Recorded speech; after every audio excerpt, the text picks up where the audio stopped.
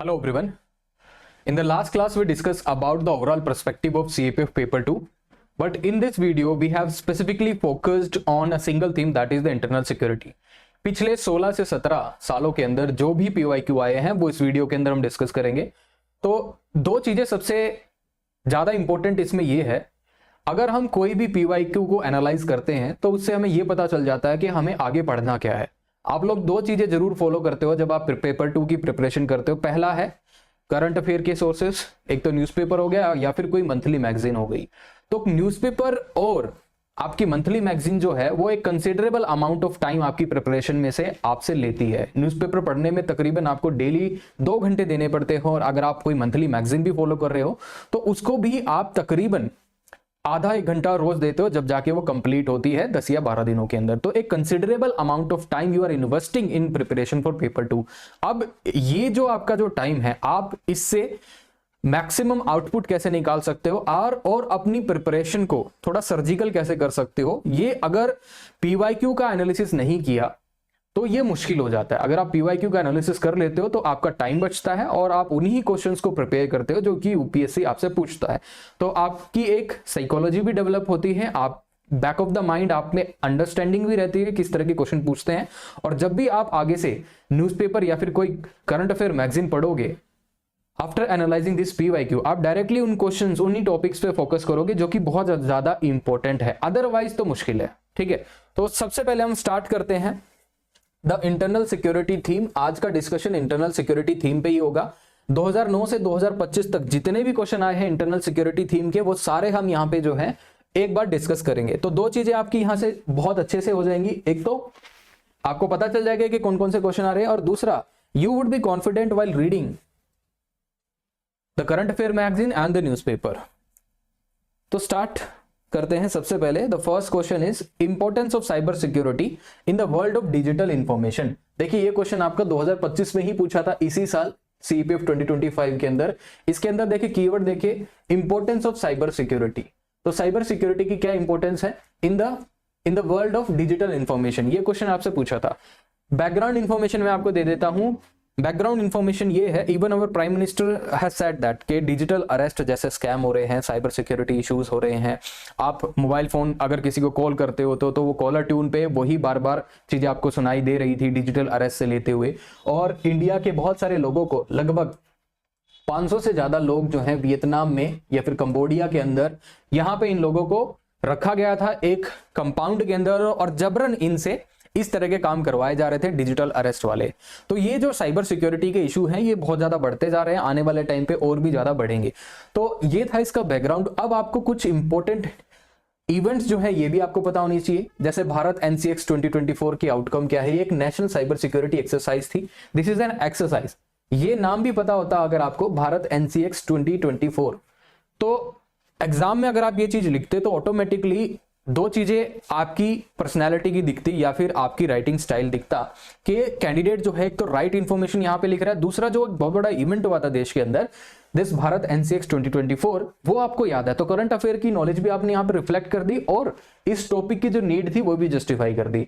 तो national cyber security exercise, इसके अंदर 600 से ज्यादा ऑफिशियल को ट्रेन किया गया, and the main focus on resilience against ransom virus and AI driven cyber attack on critical sectors. तो ये आपको पता होना चाहिए था। दूसरा, RBI की I4C इंटीग्रेशन। I4C इंटीग्रेशन के क्या है, इसके अंदर एक मैंडेटरी इंटीग्रेशन है बैंक्स का with I4C platform, and it enables real time freezing of fraudulent account and faster recovery of lost funds. तो ये RBI का I4C इंटीग्रेशन है। उसके साथ आप ये देखिए डेटा प्रोटेक्शन एक्ट के अंदर भी, DPDT एक्ट 2023 इंप्लीमेंटेशन के अंदर भी, we have mandated the consent of data processing and imposes a penalty of up to ₹250 crore for data breaches. इतनी ज्यादा हमने ऑलरेडी पेनल्टी लगा दी है जो भी कंपनी हमें डेटा ब्रीच के अंदर मिली थी। उसके बाद PIB और इकोनॉमिक टाइम के अंदर भी हमने देखा I4C is basically empowered.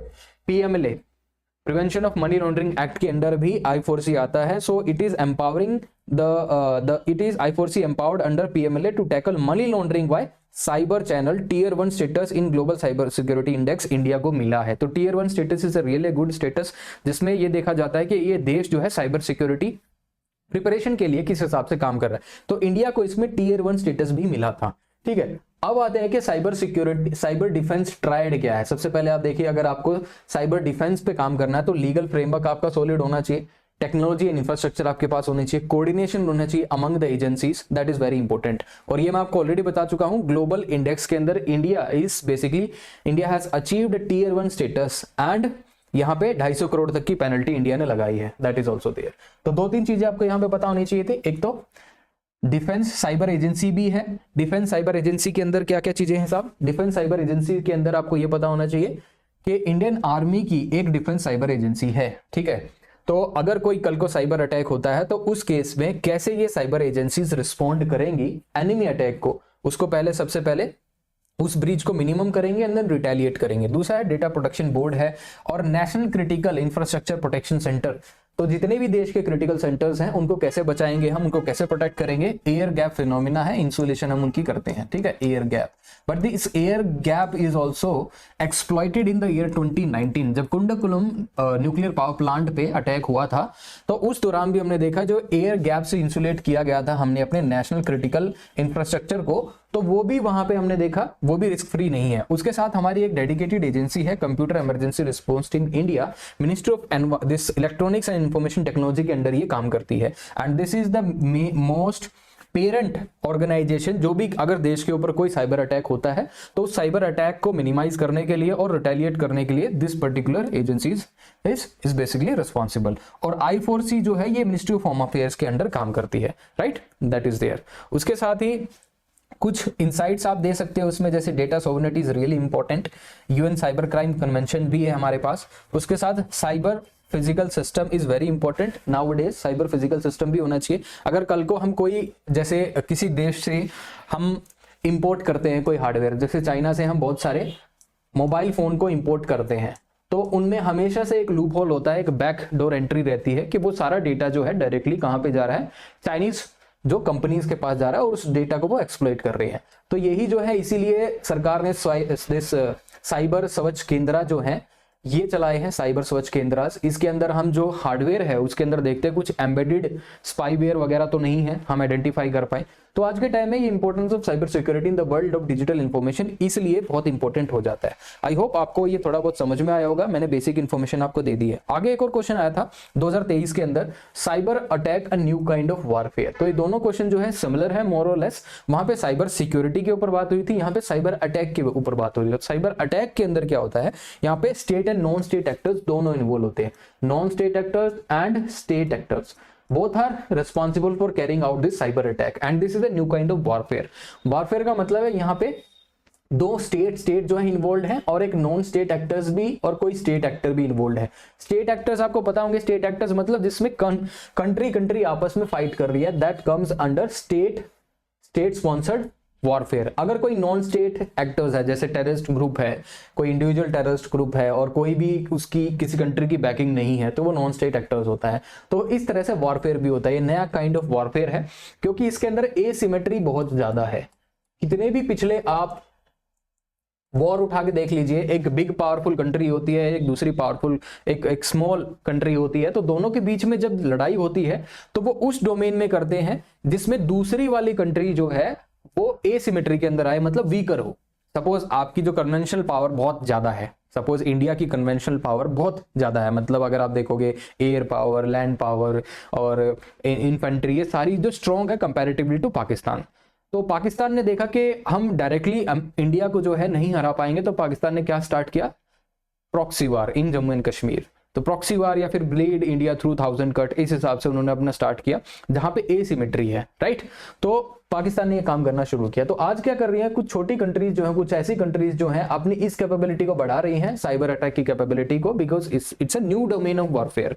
Cyber हो गया फिर स्पेस हो गया, it's a new domain of warfare. तो हमेशा युद्ध वहीं पे होता है जहां पे एसिमेट्री हो, जहां पे आपको लगता है कि आप उस कंट्री को यहाँ पे हरा पाओगे इन चीजों के अंदर, that is there. Now coming to certain events, कुछ इवेंट्स पे हम डिस्कशन कर लेते हैं। Events such as Mumbai power grid failure, will discuss about it.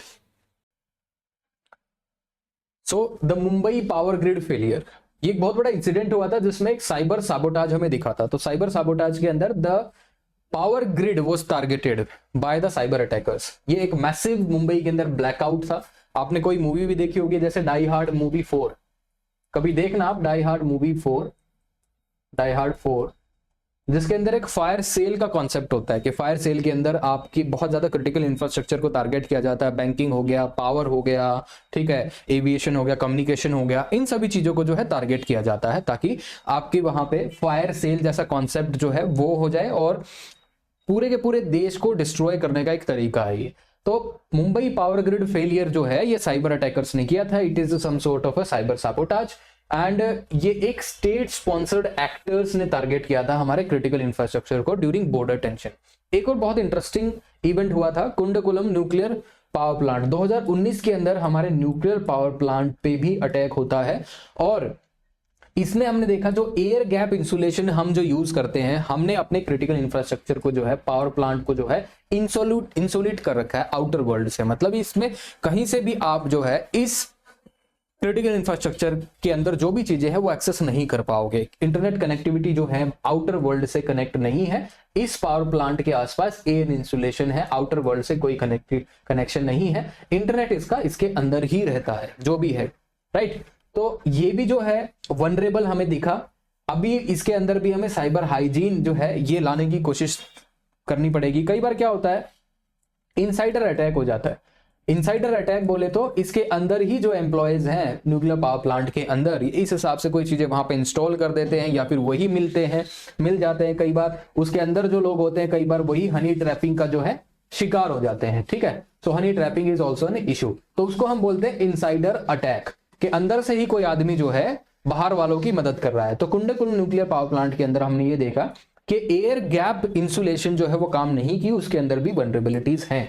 उसके साथ कुछ की रिपोर्ट और डाल सकते हो उसके अंदर, सीआरटी गाइडलाइंस, इसके ऊपर आपको एक क्वेश्चन भी मिला था सीएपीएफ शायद 2022 या 23 के अंदर, पेपर 1 के अंदर कंप्यूटर इमरजेंसी रिस्पांस टीम की जो नई गाइडलाइंस आई थी उसके ऊपर क्वेश्चन आ चुका है। भारत एनसीएक्स जो कि आपकी एक ट्रेनिंग थी जिसके अंदर 500-600 से ज्यादा ऑफिशियल्स को ट्रेन किया गया था, I4C अंडर पीएमएलए, तो ये पता होना चाहिए। उसके साथ हम देखते हैं the cyber kill chain, right, कि साइबर अटैक को हम कैसे कम कर सकते हैं। सबसे पहले देखना चाहिए रिकॉग्नाइज, तो दैट इज वेरी इंपॉर्टेंट। हमें टारगेट जो है आइडेंटिफाई करने हैं, राइट। अगर कोई साइबर अटैक करने वाला होता है तो वो रिकॉग्नाइज करता है, उन टारगेट्स को आइडेंटिफाई करता है, फिर वेपनाइज करता है, राइट। वेपनाइज करता है किसी भी चीज में, जैसे या तो वेपनाइज हार्डवेयर के अंदर कुछ इंस्टॉल करके कर सकता है, मालवेयर इंस्टॉल कर सकता है, राइट, या फिर आपके फिशिंग अटैक कर सकता है। इन सभी चीजों का फिर वो आपके ऊपर यूज करता है। जैसे आपने एक मूवी भी देखी होगी, ट्रॉय मूवी देखी थी, उसके अंदर एक ट्रोजन हॉर्स आपको दिखा होगा,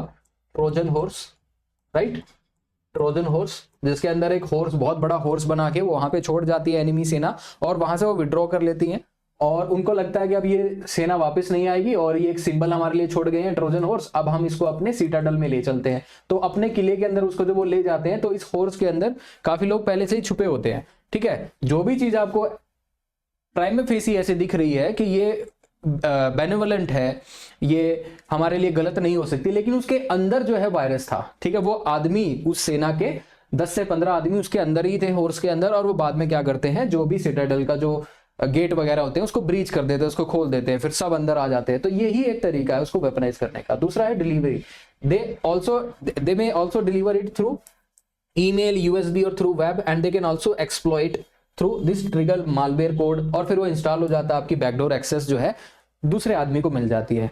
फिर कमांड कंट्रोल भी उनके पास मिल जाता है, तो आपको वो रिमोटली मैनिपुलेट करते हैं, and thereafter comes the data theft and sabotage. तो इस हिसाब से क्या होता है, एक साइबर किल चेन के अंदर ये सारे के सारे स्टेप्स होते हैं। पेपर 1 के लिए भी इंपॉर्टेंट है, कई बार आपको बोलेंगे कि साइबर अटैक के अंदर कौन कौन से स्टेप्स होते हैं, तो अरेंज करेंगे, आपको बोलेंगे अरेंज करो इनको इन अ फैशन के सीक्वेंस में लगाओ कि सबसे पहले कौन सा स्टेप होता है। तो आपको पता होना चाहिए सबसे पहले रिकॉग्नाइज होता है, उसके साथ वेपनाइजेशन, फिर डिलीवरी, फिर एक्सप्लॉइटेशन, इंस्टॉलेशन, फिर command and control and action on objective. Then come to some insights over this, जैसे I4C है, Indian cyber crime coordination centre, and NCIIPC, national critical infrastructure information protection centre.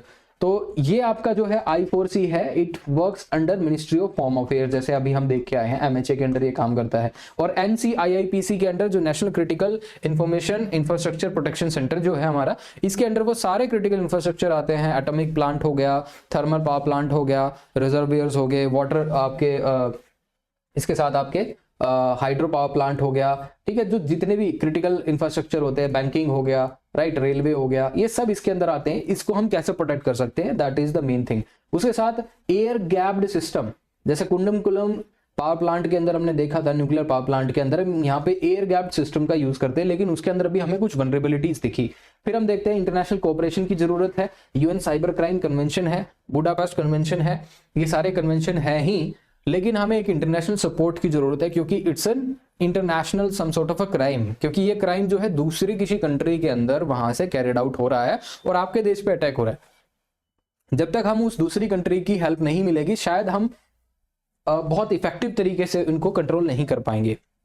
तो इसीलिए हमें एक international cooperation की जरूरत है, right, on UN cyber crime coordination convention, right, that is there. Now coming to the next question, that is what can be done to stop wars. ये question भी आपके सामने आया है, हम क्या कर सकते हैं जिससे युद्ध रुक जाए। पहली चीज, जो हमारे बीच में डिस्प्यूट्स हैं, देशों के बीच में कुछ भी अगर सपोज कोई डिस्प्यूट है, उस डिस्प्यूट को कॉन्फ्लिक्ट में ना बदलें, उससे पहले उसको जो है हम रिजोल्व करते हैं। जैसे इंडिया और पाकिस्तान के बीच में सियाचिन को लेके अभी भी क्या है, डिस्प्यूट था शुरू में, फिर वो कॉन्फ्लिक्ट में बदल गया, राइट। इंडिया पाकिस्तान के बीच में लैंड बाउंड्री इशू है, राइट, अनडिमार्केटेड बॉर्डर्स है, अनडिमार्केटेड बॉर्डर्स है। पहले वो अनडिमार्केटेड बॉर्डर था, वो एक डिस्प्यूट था, लेकिन 1962 के अंदर वो कॉन्फ्लिक्ट में बदल गया। तो 1962 conflict between India and China. उसके साथ 1999 के अंदर कारगिल वॉर होता है, that was again earlier it was a dispute, then after it was turned into an conflict and then into a war, ठीक है। कॉन्फ्लिक्ट के बाद फिर वो वॉर होता है, तो दैट इज देयर। तो हम कैसे कोई भी वॉर को स्टॉप कर देते हैं, जैसे पहले अगर न्यूक्लियर डेटरेंस है तो, ठीक है, न्यूक्लियर डेटरेंस, अगर दोनों ही न्यूक्लियर पावर्ड नेशन है तो फुल फ्लैज वॉर आज के टाइम में नहीं होता है। फुल फ्लैज वॉर इंडिया और पाकिस्तान के बीच में जरूर हुआ था। अगर आप देखोगे 65 की लड़ाई देखोगे, और 47 में देखोगे, और 71 में देखोगे, दैट वाज अ वॉर। लेकिन 1999 के अंदर हमने देखा वो फुल फ्लेज वॉर नहीं था, हम एक बहुत छोटे एरिया के अंदर ही जो है ऑपरेट कर रहे थे 1919 वॉर के अंदर, क्योंकि उस टाइम पे दोनों कंट्री जो है न्यूक्लियर पावर्ड बन चुकी थी। तो दैट इज देयर। अब वॉर की अगर हम बात करें between Russia and Ukraine, Russia और यूक्रेन के अंदर, Russia is a nuclear powered, लेकिन यूक्रेन जो है न्यूक्लियर पावर्ड नहीं है, इसीलिए दोनों देशों के बीच में बहुत लंबा अभी तक वॉर चल रहा है, दैट इज ऑल्सो देयर। तो what can be done to stop wars? There are various ways through which you can stop wars. Cultural diplomacy through increasing your national defence budget, right, and through international cooperation, right, and through diplomacy, all those things will help in basically stop any kind of war. United nation security council, आप UN की भी इसमें help ले सकते हो। तो ये एक ऐसा क्वेश्चन है, what can be done to stop war. इस साल भी जैसे एक बार क्वेश्चन आया था cultural diplomacy and world peace, question आया था इस बार, वो मैं डिस्कस करूंगा आगे। तो सिमिलर है, हल्का सा इसके अंदर दोनों के अंदर सिमिलरिटी दिखती है, cultural diplomacy and world piece. एक और क्वेश्चन आपका इससे पहले आया था national defence budget and global piece, ये भी क्वेश्चन आया था। तो ग्लोबल पीस से मतलब क्या है कि हमें वॉर जो है रोकने हैं, राइट। अगर आपका डिफेंस बजट बढ़ता है तो आपकी डिफरेंस कैपेबिलिटी जो है, क्रेडिबल मिनिमम डिफरेंस जो है, that is basically would increase definitely. अगर आप पे कोई ऑटोमेटिकली कोई अटैक करेगा ही नहीं। इंडिया पाकिस्तान के बीच में भी, चाइना के बीच में भी गलवान वैली इंसिडेंट हुआ, राइट, वो वहीं तक ही रुक गया। उसके बाद तो आपको पता है दोनों ही जो कंट्रीज हैं न्यूक्लियर पावर्ड हैं, रिस्पॉन्सिबल पावर्स हैं, तो वहां तक वो दोनों कंट्रीज जो है उन्हें मैनेज कर लिया, दैट इज ऑल्सो देयर। इस साल एक आर्ग्यूमेंट राइटिंग भी आया था, आर्ग्यूमेंट राइटिंग ये था, nuclear power will deter the war between two countries, nuclear deterrence will deter the war, इस तरह से क्वेश्चन आया था, वो भी मैं डिस्कस करूंगा। तो तीनों ही एक ही थीम पे है, तीनों चारों ये क्वेश्चन है एक ही थीम पे है। अब सबसे पहले देखते हैं कि what can be done to stop wars में कुछ जियोपॉलिटिकल कॉन्टेक्स्ट देख सकते हैं कि क्या क्या इसके अंदर आप लिख सकते हो। 2025 के अंदर इंडिया पाकिस्तान क्राइसिस था, जैसे पहलगाम अटैक के बाद इंडिया ने रिटेलिएट करने की कोशिश की, इंडिया ने रिटेलिएट भी किया पहलगाम के बाद, राइट, एंड उसके बाद दोनों कंट्रीज के बीच में स्क्रिमिशेस हुए, ऑपरेशन सिंदूर इंडिया ने चलाया, राइट, और फुल स्केल वॉर जो है हमने वहां पे अवॉइड करने की कोशिश की, और एक छोटे एरिया के अंदर ही दोनों कंट्रीज जो है वहां पे कॉन्फ्लिक्ट के अंदर आई थी, स्क्रिमिशेस हुए थे दोनों कंट्रीज के बीच में। तो लिमिटेड मिलिट्री सिग्नलिंग था दोनों के बीच में, और डिप्लोमेटिक जो है बैक चैनल्स ओपन थे ड्यूरिंग दिस ऑपरेशन सिंदूर। उसके साथ दूसरी चीज देखिए, economic warfare impact, that is also there. जैसे G7 कंट्रीज ने रशिया के नियरली $300 बिलियन जो है उसको फ्रीज किया था and trade sanctions demonstrate non kinetic tool used to degrade war fighting capabilities. देखिए इसमें डायरेक्टली वॉर तो नहीं किया G7 कंट्रीज ने रशिया के ऊपर, लेकिन G7 कंट्रीज ने किया क्या, रशिया के जो एसेट्स थे लगभग $300 बिलियन के, उसको फ्रीज कर लिया। तो एक हिसाब से नॉन काइनेटिक टूल था। काइनेटिक टूल तो आपको पता ही है जिसमें हम आर्म्स एंड एम्यूनिशन का यूज करते हैं, वो काइनेटिक टूल में आता है। नॉन काइनेटिक टूल का भी कुछ ऑब्जेक्टिव होता है। उनका ऑब्जेक्टिव ये था कि हम रशिया को फाइनेंशियली उसको चोट मारेंगे। तो यहाँ पे इतने पैसे जो है उसके फ्रीज कर लिए, इतने एसेट्स उसके फ्रीज कर लिए। यहाँ पे हमने क्या किया, इंडिया पाकिस्तान के बीच में, दोनों के बीच में लड़ाई जरूर हो रही थी, लेकिन डिप्लोमेटिक बैक चैनल जो थे दोनों कंट्रीज के बीच में ओपन थे, ताकि हम जो है युद्ध को रोक सके। अगर डिप्लोमेटिक चैनल भी जो है ओपन नहीं होते तो एक प्रॉब्लम दोनों देश के बीच में हो जाती है। Now coming to modern conflict timeline, अगर हम देखें रशिया यूक्रेन वॉर है, हाइब्रिड है एक हिसाब से, इकोनॉमिक वॉरफेयर भी है दोनों कंट्रीज के बीच में, राइट। कई बार आपने देखा होगा कि रशिया की जो पाइपलाइन है उस पर भी अटैक किया गया था, नॉर्ड स्ट्रीम करके जो पाइपलाइन थी, right, that is also there. Israel और पैलेस्टाइन के बीच में भी है, वो अर्बन वॉरफेयर कॉम्प्लेक्सिटीज के अंदर आता है। पहलगाम क्राइसिस देखोगे, that is also a controlled escalation, that is there. Now coming to the 4 pillar of war prevention, कौन से वो 4 पिलर है जिससे हम युद्ध को रोक सकते हैं। जैसे मैंने शुरू में बोला था, क्रेडिबल मिनिमम डेटरेंस, जैसे इंडिया भी एक न्यूक्लियर पावर नेशन है और हमारी न्यूक्लियर डॉक्ट्रिन क्या कहती है, नो फर्स्ट यूज। NFU है इंडिया का कि हम पहले यूज नहीं करेंगे, लेकिन गवर्नमेंट अब कह रही है कि हम इसको रिवाइज करेंगे। भाई पहले यूज क्यों नहीं करेंगे? अगर हमारे ऊपर ही सपोज पहले किसी ने अटैक कर दिया और हमारी जो कैपेबिलिटी है वो लॉस्ट हो गई, सपोज हम जो लैंड बेस्ड न्यूक्लियर मिसाइल जो लॉन्च कर सकते थे, अगर वो पहली किसी ने स्ट्राइक कर दी और उनको डिस्ट्रॉय कर दिया, हमारे पास वो कैपेबिलिटी तो खत्म हो जाएगी। फिर हमारे पास दूसरी कैपेबिलिटी बचती है, एक तो थ्रू सी और थ्रू एयर, 2 कैपेबिलिटी हमारे पास बच जाती है। वहां से भी हम न्यूक्लियर जो है हमारी मिसाइल्स को लॉन्च कर सकते हैं। तो दैट इज ऑल्सो देयर। तो क्रेडिबल मिनिमम डेटरेंस होना चाहिए देश के पास, होना चाहिए बिल्कुल। इंडिया जो है वैसे भी न्यूक्लियर ट्रायड बन चुका है, right. India is a nuclear triad country. Nuclear triad country वो होती है जो 3 डोमेन से आपका न्यूक्लियर आर्सेनल जो है वो लॉन्च कर सकेगी, लैंड, एयर एंड वाटर। तो इंडिया के पास ये तीनों कैपेबिलिटीज हैं और ऐसी चुनिंदा ही कंट्री हैं, 4 कंट्री हैं, उसमें इंडिया भी एक है, ठीक है, 4 से 5 कंट्री हैं। तो स्ट्रॉन्ग मिलिट्री कैपेबिलिटी होनी चाहिए। इंडिया का नॉन फर्स्ट यूज है और कन्वेंशनल पावर भी इंडिया की बहुत अच्छी है, no doubt about it. It also prevent an aggression through fear of retaliation. दूसरी कंट्री ये लगाती है कि अगर हमने इस पर अटैक किया इन केस, तो we will also face some sort of retaliation, हम रिटेलिएशन बिल्कुल झेलेंगे। और उस केस में क्या होता है, दूसरी कंट्री जो है वो अटैक नहीं करती है, और वो अटैक करती भी है तो बहुत कंट्रोल्ड वे में, एक थ्रेशोल्ड से नीचे। जैसे इंडिया और पाकिस्तान के बीच में एक थ्रेशोल्ड से नीचे ही फाइटिंग हो रही थी, उस थ्रेशोल्ड से ऊपर नहीं गए। गलवान वैली इंसिडेंट के दौरान इंडिया और चाइना के बीच में जो लड़ाई थी वो एक सेगमेंट पे ही लड़ी जा रही थी, राइट। आपने देखा होगा चुसूल सेक्टर के अंदर, उस एरिया के अंदर, दौलत बेग ओल्डी सेक्टर जो है वहां पे एयरफील्ड थी, वहां पे हमने कितना लॉजिस्टिक वहां पे पहुंचाया। हमारा अर्जुन टैंक वहां पे भी गया, Mark 3 भी गया, हमारे C-17 ग्लोब मास्टर भी वहां पे थे। 50,000 से 1 लाख तक की सेना उस एरिया के अंदर थी दोनों की। Though they were also mirroring the strength of each other. जितना वहां पे चाइना डिप्लॉय कर रहा था उतना इंडिया भी डिप्लॉय कर रहा था, तो एक तरह से मिरर कर रहे थे। तो लंबा चला वो स्टैंड ऑफ इंडिया और चाइना के बीच में। तो दोनों कंट्री ने वहां पे हमने टू सम एक्सटेंट रिस्ट्रेंट दिखाया आफ्टर दैट इंसिडेंट। तो वो एक वॉर प्रिवेंशन का टूल था। डिप्लोमेसी उस टाइम पे एक्टिव हो गई थी, no doubt about it, back channel diplomacy भी थी, राइट। तो क्रेडिबल मिनिमम डेटरेंस था, इसीलिए दोनों कंट्रीज ने वहां से एक्सेलेट नहीं किया। फिर हमने डी एस्केलेट किया, डी हाइफनेट किया, ये सारी चीजें हमने की।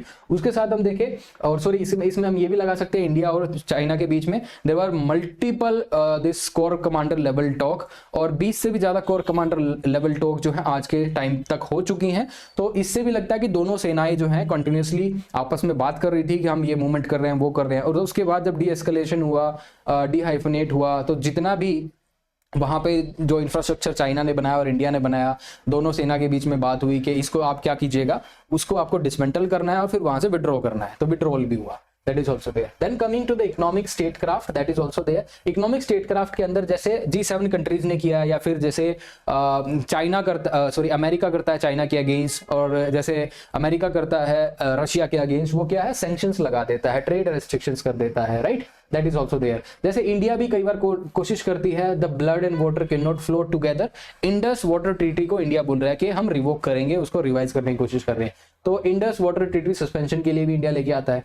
उसके बाद we will also add to leverage raise cost of conflict, that is also there.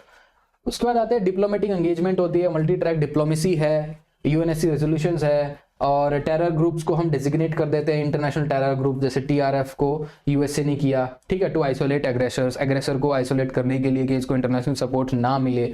और उसके बाद इंफॉर्मेशन ऑपरेशंस भी हो सकते हैं, राइट, जैसे we can also countering narratives, that is also there.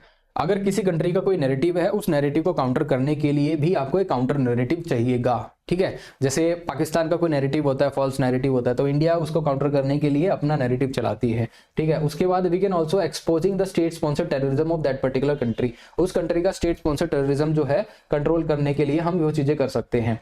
उसके बाद we can also controlling escalation ladders in the cognitive domain also. तो कॉग्निटिव डोमेन कौन से हो गए, जहां पे बहुत बुद्धिजीव जो है एक समिट के अंदर मिलते हैं, कॉन्फ्रेंस के अंदर मिलते हैं, एक दूसरे के एजेंडा शेयर करते हैं, कन्वर्सेशन करते हैं। वहां पे भी हमारे कौन जाते हैं, एक्सटर्नल अफेयर्स मिनिस्टर जयशंकर जी वहां पे जाते हैं और उन सभी चीजों को वो डिस्कस करते हैं, ठीक है, कॉग्निटिव डोमेन के अंदर भी। उसके बाद हम देखते हैं कॉग्निटिव डोमेन में आपका साइकोलॉजिकल वॉरफेयर भी आ गया, that is also there. Now a global trade restrictions अगर हम देखें पिछले 2019 से 24 के अंदर ट्रिपल्ड हुआ है। ये सब क्यों हो रहा है, to stop wars. Russia reserve frozen जो है $300 बिलियन तक रशिया के जो रिजर्व्स हैं या फिर एसेट्स हैं उसको फ्रोज किया गया है, that is also there. Now coming to the strategic concept, जैसे एक मैड करके भी होता है, म्यूचुअली एश्योर्ड डिस्ट्रक्शन, ठीक है। एक होता है weapon of mass destruction, WMD। अब यूएस ने इराक में इन्वेड किया, क्या बोल के कि इनके पास वेपन ऑफ मास डिस्ट्रक्शन है, लेकिन हालांकि रीजन कुछ और था, reason could be of petroleum reserves का एक्सेस करना चाहते थे।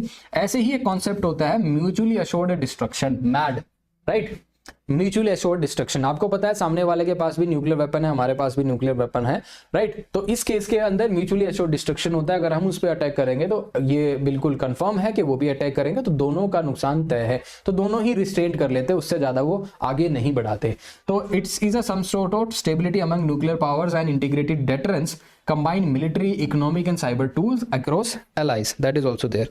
Now coming to some insights, जैसे कीवर्ड इसके अंदर हम देखिए जो हम मेंशन कर सकते हैं, जैसे अगर हमें वॉर को स्टॉप करना है तो we can also go for hybrid warfare, grey zone tactics, cognitive domain के अंदर we can fight, court is also there, the weakness invites aggression, preparedness ensures peace. ये कोड भी आप जो है साहब यूज कर सकते हो। आगे कुछ एग्जाम्पल है, ऑपरेशन सिंदूर जो है, and operation Sindoor is also consider as a punitive deterrence. तो ऑपरेशन सिंदूर भी जो है फुल फ्लैश्ड वॉर नहीं था दोनों कंट्रीज के बीच में, that is some sort of a punitive deterrence to Pakistan. Now coming to the next topic, that is Indian armed forces are a combination of strategic thinking and timely action. इसका मतलब क्या हुआ, इंडियन आर्म्ड फोर्सेस एक combination है strategic thinking का और एक timely action का।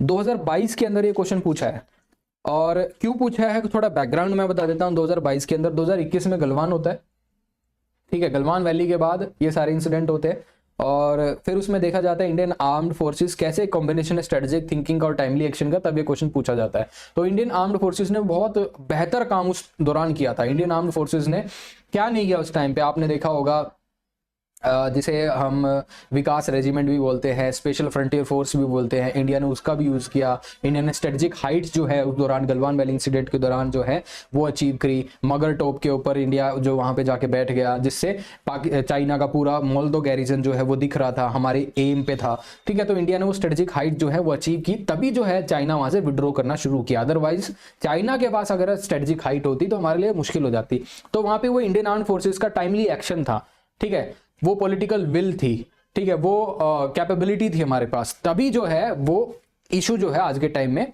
वो रिजोल्व हो सका।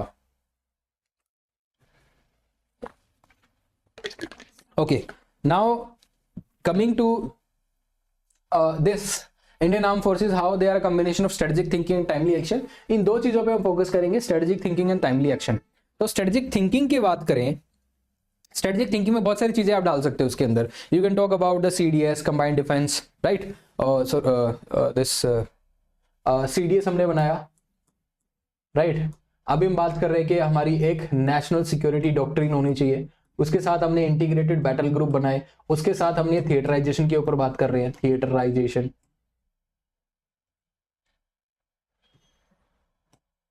राइट, थिएटराइजेशन पे हम काम कर रहे हैं, इंटीग्रेटेड कमांड पे हम काम कर रहे हैं। इंटीग्रेटेड कमांड हमारी कौन सी है, अंडमान एंड निकोबार अभी है हमारे पास इंटीग्रेटेड कमांड। तो ये हमारे क्या है, स्ट्रेटेजिक थिंकिंग दिखाता है, राइट। टाइमली एक्शन की बात करें तो 1999 के दौरान हमने टाइमली एक्शन किया, 1984 के दौरान हमने मेघदूत ऑपरेशन किया, और उसके साथ ऑपरेशन कैक्टस किया, ठीक है, ऑपरेशन पवन किया, ठीक है। 1971 के दौरान हमने लिबरेशन ऑफ बांग्लादेश की हेल्प की, that was also timely action, right. तो ये सारी चीजें आप इसमें दिखा सकते हो, how Indian arm forces are a combination of strategic thinking and timely action, right, that is also there. कुछ इंफॉर्मेशन और देख लेते हैं, जैसे नियरली हमने क्या किया है, स्ट्रेटेजिक प्लानिंग के हिसाब से हमने अपना डिफेंस बजट जो है बढ़ा दिया, क्योंकि हमने देखा Sino Pak alliance is also there, India के नेबरहुड के अंदर some sort of instability is there, see the what is happening in Bangladesh, see what is happening in Myanmar, see what is happening in Sri Lanka financial crisis, see what is happening in Pakistan, lot of terrorist attacks, see what is happening in Afghanistan, the take over of Afghanistan by Taliban, see what is happening in Nepal, the Gen Z revolution. So India के neighbourhood के अंदर बहुत सारे issues हैं, तो इसीलिए ये देखते हुए इंडिया ने अपना डिफेंस बजट भी बढ़ा दिया है, और डिफेंस एक्सपोर्ट्स भी जो है ये भी देख लीजिए, इंडिया ने काफी टाइम से इंडिया ने डिफेंस एक्सपोर्ट्स पे अपना काम शुरू कर दिया। तो डिफेंस एक्सपोर्ट्स पे हमने लगभग 23,000 करोड़ का हमने डिफेंस एक्सपोर्ट किया है, and that is a record high. Okay, FDI जो है हमने वो भी इंक्रीज कर दिया है थ्रू ऑटोमेटिक रूट, यहाँ पे गवर्नमेंट का अप्रूवल नहीं लेना पड़ेगा अगर आप 74% जो है एफडीआई लेके आ रहे हो किसी एरिया के अंदर through automatic route, that is also there. उसके बाद बजट एलोकेशन किस हिसाब से बढ़ा है, 2013, 19, 22, 25, इट इज नियरली 3 टाइम्स हो चुका है, ऐसा लग रहा है डबल हो चुका है। Okay, now the strategic modernisation pillar we can say the integrated theatre command, जो मैंने आपसे बात की थी, 3 थिएटर कमांड देश के अंदर बनने वाली है, तो आर्मी, नेवी और एयरफोर्स के अंदर जॉइंटनेस आएगी। फ्रंटियर टेक्नोलॉजी का हम यूज करेंगे, एआई हो गया, हाइपरसोनिक मिसाइल्स होगी, साइबर एंड स्पेस हो गया। इंडिजनाइजेशन पे we are focusing, make in India, जैसे Durga 2 project in Srijan portal, that is also there. अब यहाँ पे टाइमली एक्शन से हम देख लेते हैं, what do you mean by the timely action की study. Balakot air strike was considered as a timely action, no doubt about it. Balakot air strike अगर हम देखें 2019 में जब वहां पे पुलवामा होता है तो हमने बालाकोट एयर स्ट्राइक की थी, ठीक है, पुलवामा हुआ था तो हमने बालाकोट एयर स्ट्राइक की थी, तो that was a pre emptive non military action. Doklam stand off 2017 में हमने देखा to resolve the preventive road construction, China जो है that China was trying to get in road into the this Bhutan and Sikkim, जो junction है वहां पे, उसको चुंगी वैली बोलते हैं एक हिसाब से, तो वहां पे डोकलाम स्टैंड ऑफ हुआ, तो चाइना वहां पे जब रोड बनाने की कोशिश कर रहा था तो एकदम से क्या होता है, इंडियन आर्मी वहां पे आती है और रोड कंस्ट्रक्शन को जो है वहां पे होल्ड कर देती है, तो इंडियन आर्मी का वो क्या था, एक टाइमली एक्शन था। कारगिल वॉर हमने देखा, कारगिल वॉर के अंदर the eviction of intruders from high altitude post, that is also a timely action. बहुत लंबे समय तक हमने वो, उन्होंने जो स्ट्रेटेजिक हाइट अटेन की थी वो हमने उनको होल्ड नहीं करने दी। उसके बाद ऑपरेशन मेघदूत हमने देखा 1984 के अंदर, securing Siachen glaciers through strategic height also there, right, that is also there. So ये था हमारा Indian arm forces are a combination of strategic thinking and timely action. अगला देखते हैं, how infiltrators are a threat to India's internal security. देखो infiltrators जो हैं इसके अंदर टेररिस्ट भी हो सकते हैं, राइट, टेररिस्ट हो सकते हैं, और इसके अंदर रेफ्यूजीज हो सकते हैं, माइग्रेंट्स हो सकते हैं, तो किस हिसाब से हमारे देश के लिए इंटरनल सिक्योरिटी के लिए खतरा है। जैसे पठानकोट एयर बेस अटैक हुआ था, इंट्रूडर्स ने किया था, Pathankot was done by intruders, Pathankot airbase attack. 26/11 attack was done by infiltrators, ठीक है, 26/11 हो गया, पठानकोट हो गया, पहलगाम हो गया, right, Pahalgam was also there, Pulwama was also there, Pulwama हो गया, तो Pahalgam was there, Pulwama 2019 14th of Feb, and Pathankot is also there 2016, right, 26/11 is also there, right, 2008, right, तो 26/11, तो ये सारे जो है इंट्रूडर्स के किए गए हैं। तो infiltrators are a threat to India's this security, how it is, I have given you certain example. So now see the current threat, this threat landscape is, सबसे पहले drone inclusion is there. Drone incursion से हमने देखा था कश्मीर के अंदर एक हमारा एयरफोर्स बेस था, उस पर भी ड्रोन के थ्रू अटैक किया गया था, that is also there. So another thing is the search in Pakistan, quadcopter dropping arms and drugs in Punjab and Jammu and hybrid infiltration using air and tunnel routes, यहां से इन्फिल्ट्रेट होने की जो है कोशिश की जा रही है। उसके बाद difficult terrain is also there. So difficult terrain जब होती है उसको गार्ड करना काफी मुश्किल होता है। इंडिया और पाकिस्तान के बीच में एक तो टू सम एक्सटेंट एक एक नेचुरल बाउंड्री है अभी अगर हम देखें पीओके और इंडिया के बीच में, दैट इज ऑल्सो देयर। एक झेलम नदी जाती है तो उसको भी जो है गार्ड करना काफी मुश्किल होता है। विंटर्स में तो काफी और भी मुश्किल हो जाता है।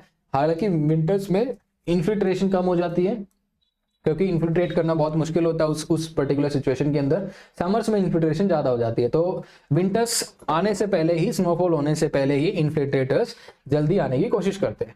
तो डिफिकल्ट टेरेन होने की वजह से इस एरिया को पूरा गार्ड करना मुश्किल होता है। और हरामी नाला देखोगे, यहाँ पे सर क्रीक देखोगे, high altitude passes through fog and snow, बहुत मुश्किल होता है उन एरियाज को गार्ड करना, मैन करना।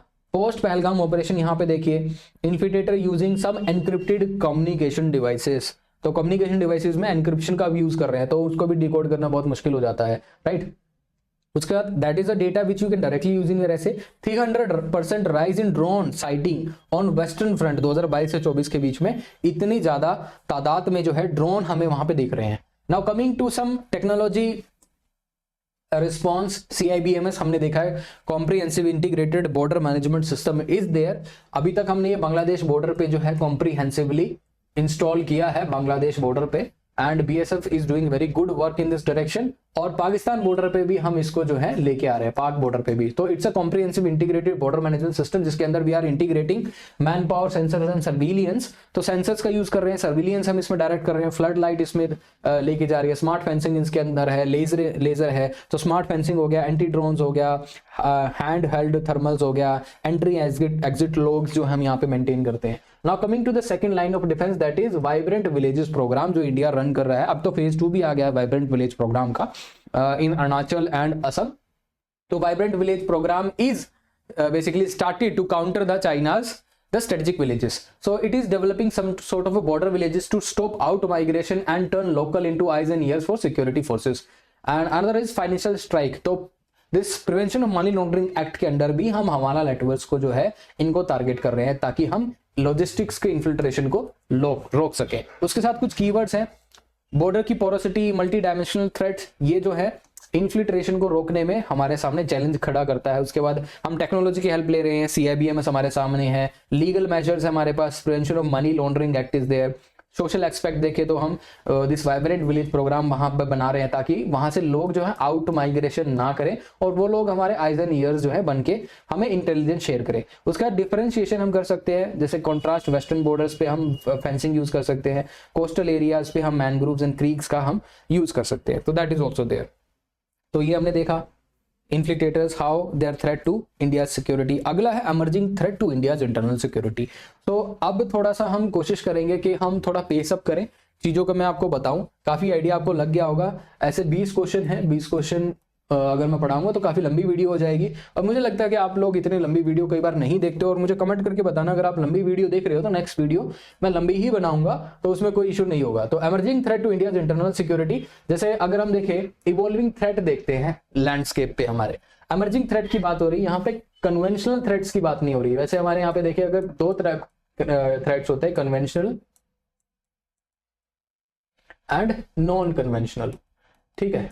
तो क्वेश्चन जो आपका वो है ये नॉन कन्वेंशनल पे ज्यादा है, ठीक है। नॉन कन्वेंशनल आपके ड्रोन्स हो गए, साइबर अटैक्स हो गए, बायो वारफेयर हो गया, ठीक है, और इस तरह के साबोटाज हो गए, इंटरनल इनसाइडर अटैक्स हो गए, और हाइब्रिड मिलिटेंसी हो गई, पहलगाम जैसा अटैक हो गया। तो ये हमारे नॉन कन्वेंशनल जो थ्रेट्स हैं ये अमर्ज कर रहे हैं आज के टाइम पे टू इंडियाज इंटरनल सिक्योरिटी। यहाँ से क्वेश्चन आ रहा है, टारगेटिंग ऑफ क्रिटिकल इंफ्रास्ट्रक्चर। जो कन्वेंशनल थे हमारे, बेसिकली वॉर हो गया और दूसरे जो तरीके होते थे conventional, Naxalism and all those things, वो कम हो रही है। अब अनऑर्गेनाइज क्राइम ज्यादा दिख रहा है, सॉरी ऑर्गेनाइज क्राइम जैसे ये चीजें ज्यादा दिख रही है, दैट इज देयर। तो हाइब्रिड वॉरफेयर, इस पे हम डिस्कशन कर सकते हैं, राइट। हाइब्रिड वॉरफेयर जिसके अंदर कुंडकुलम और जो हमारा न्यूक्लियर पावर प्लांट था वहां पे जब अटैक हुआ वो साइबर वॉरफेयर के अंडर आएगा। उसके बाद डिजिटल फाइनेंशियल फ्रॉड हम यहाँ पे लेके आ सकते हैं। डिजिटल फाइनेंशियल फ्रॉड के अंदर जैसे rise in fishing, okay, business email compromise and crypto हवाला नेटवर्क फंडिंग टेरर ऑपरेशंस। तो ये भी हमारा डिजिटल फाइनेंशियल फ्रॉड, ये किसके अंडर आएगा साहब, ये नॉन कन्वेंशनल है, ठीक है, एमर्जिंग है आज के टाइम में cyber fraud. Radicalisation by social media किसके अंडर आएगा, नॉन कन्वेंशनल। ठीक है। अगर हमने देखे popular front of India PFI करके था, वो ऑर्गेनाइजेशन भी इंडिया ने बैन किया। बहुत सारी ऑर्गेनाइजेशन जो है जम्मू एंड कश्मीर के अंदर भी बैन की गई हैं। तो रेडिकलाइजेशन हो रहा है through social media. They are only targeting some extremist content, targeting vulnerable this youth, spread of deep fakes and manipulated narrative, that is also there. उसके साथ एक रिपोर्ट है digital threat report 2024। We have witnessed a significant spike in banking sector threat, need for real time threat intelligence sharing, that is also there. उसके साथ हम देखते हैं कुछ थ्रेट कन्वर्जेंस मॉडल्स को यहाँ पे देखते हैं, जैसे साइबर वॉरफेयर, डिसइंफॉर्मेशन, ये सब क्या है, नॉन कन्वेंशनल है। टेरर फाइनेंसिंग नॉन कन्वेंशनल है। रेडिकलाइजेशन नॉन कन्वेंशनल है। बॉर्डर इन्फिल्ट्रेशन नॉन कन्वेंशनल है। ये हमारी थ्रेट इंटेंसिटी है, थ्रेट इंटेंसिटी बहुत ज्यादा है। और ये जो ब्लू में हमारा प्रिपेयर्डनेस है। तो अगर हम बॉर्डर इन्फिल्ट्रेशन की बात करें, हालांकि थ्रेट इंटेंसिटी कम है, लेकिन बॉर्डर इन्फिल्ट्रेशन को लेके हमारी प्रिपरेशन ओवर प्रिपरेशन है, उसके लिए हम पहले से तैयार हैं। दूसरी चीज अगर हम देखें, साइबर वॉरफेयर की इंटेंसिटी ज्यादा है लेकिन प्रिपरेशन कम है। डिसइंफॉर्मेशन को लेके इंटेंसिटी ज्यादा है लेकिन प्रिपरेशन कम है। टेरर फाइनेंसिंग को लेके जो है ये ओवरलैप हो रहा है, तो सेम थ्रेट है और सेम प्रिपरेशन है। रेडिकलाइजेशन को लेके हम देखें तो थ्रेट की इंटेंसिटी रेडिकलाइजेशन को लेके बहुत ज्यादा है लेकिन प्रिपरेशन कम है, राइट। तो ये हमारे सामने इशू है, राइट। उसके साथ देखिए राइज इन डेटा ब्रीच, 37% तक जो हमारे डेटा ब्रीच का जो इंसिडेंट है वो बढ़ गए हैं। साइबर फ्रॉड देखें तो 23,000 करोड़ का लॉस अभी तक हम झेल चुके हैं due to this cyber fraud. अगर हम देखें कुछ इंस्टीट्यूशनल रिस्पॉन्स फ्रेमवर्क की बात करें तो legal and regulatory framework is also there. I4C मैंने आपको बताया था, I4C under ministry of home affairs, prevention of money laundering act के अंदर, it is empowering to track money laundering in cyber crimes. IT rule 2021 है, DPDT act है 2023। कुछ institutional mechanism ये हो गए, I4C, CRT, NCC, IPC, fact check unit हो गया, ठीक है, फैक्ट चेक यूनिट, राइट। ये भी काम कर रही है to check the disinformation campaign and misinformation. Cyber दोस्ती is also there. Multi agency coordination जो है ये भी हो गया। काफी एजेंसीज के बीच में कोऑर्डिनेशन होना भी जरूरी है ताकि वो राइट इन्फॉर्मेशन एक दूसरे के साथ शेयर करे। अगर राइट इन्फॉर्मेशन एक दूसरे के साथ शेयर नहीं हो रही है तो वो जो इंटेलिजेंस गैप रहेगा, तो फिर इस तरह के इंसिडेंट होते हैं 26/11 जैसे इंसिडेंट। इंटेलिजेंस थी हमारे पास उस टाइम पे, 1999 कारगिल वॉर पे भी इंटेलिजेंस थी हमारे पास में, लेकिन ये मल्टी एजेंसी कोऑर्डिनेशन नहीं था, इस करके वो अटैक हुआ, राइट। तो I4C act as the nodal point to curb cyber crime in coordinated manner. उसके बाद देखते हैं grey zone warfare is there, ये भी अमर जो रहा है नॉन कन्वेंशनल। ग्रे जोन का मतलब होता है कि the intensity of the warfare, the threshold of the warfare is below that particular threshold, कि उससे ऊपर अगर इंटेंसिटी बढ़ गई वॉर की तो वो फुल फ्लैज वॉर में कन्वर्ट हो जाता है। तो ग्रे जोन वॉरफेयर के अंदर क्या करती है, दोनों सेनाएं जानबूझकर उस इंटेंसिटी, उस थ्रेशोल्ड से नीचे ही जो है वो अटैक करती है, राइट। तो that is consider as a grey zone warfare. So action below threshold of war. उसके बाद highlight the whole of government approach, ये भी होने चाहिए। सलामी स्लाइसिंग जो है ये चाइना जनरली फॉलो करता है, सलामी स्लाइसिंग, कि एकदम से सपोज उसको लगता है कि ये उस देश का इतना हिस्सा जो है ये उतना हिस्सा उसको चाहिए, लेकिन चाइना क्या करेगा, एकदम से पूरे हिस्से को नहीं काटेगा, वो स्लाइसिंग करेगा, थोड़ी थोड़ी स्लाइसिंग करेगा, इतना 2 step forward 1 step backward, 2 step forward 1 step backward. तो ये इस्लामी स्लाइसिंग की उसकी टैक्टिक्स है। उसके बाद also suggesting digital literacy as a long term preventive measures, that is also there. तो digital literacy is also there for long term preventive measures to tackle the issues of cyber crime. तो ये भी हमने deal कर लिया।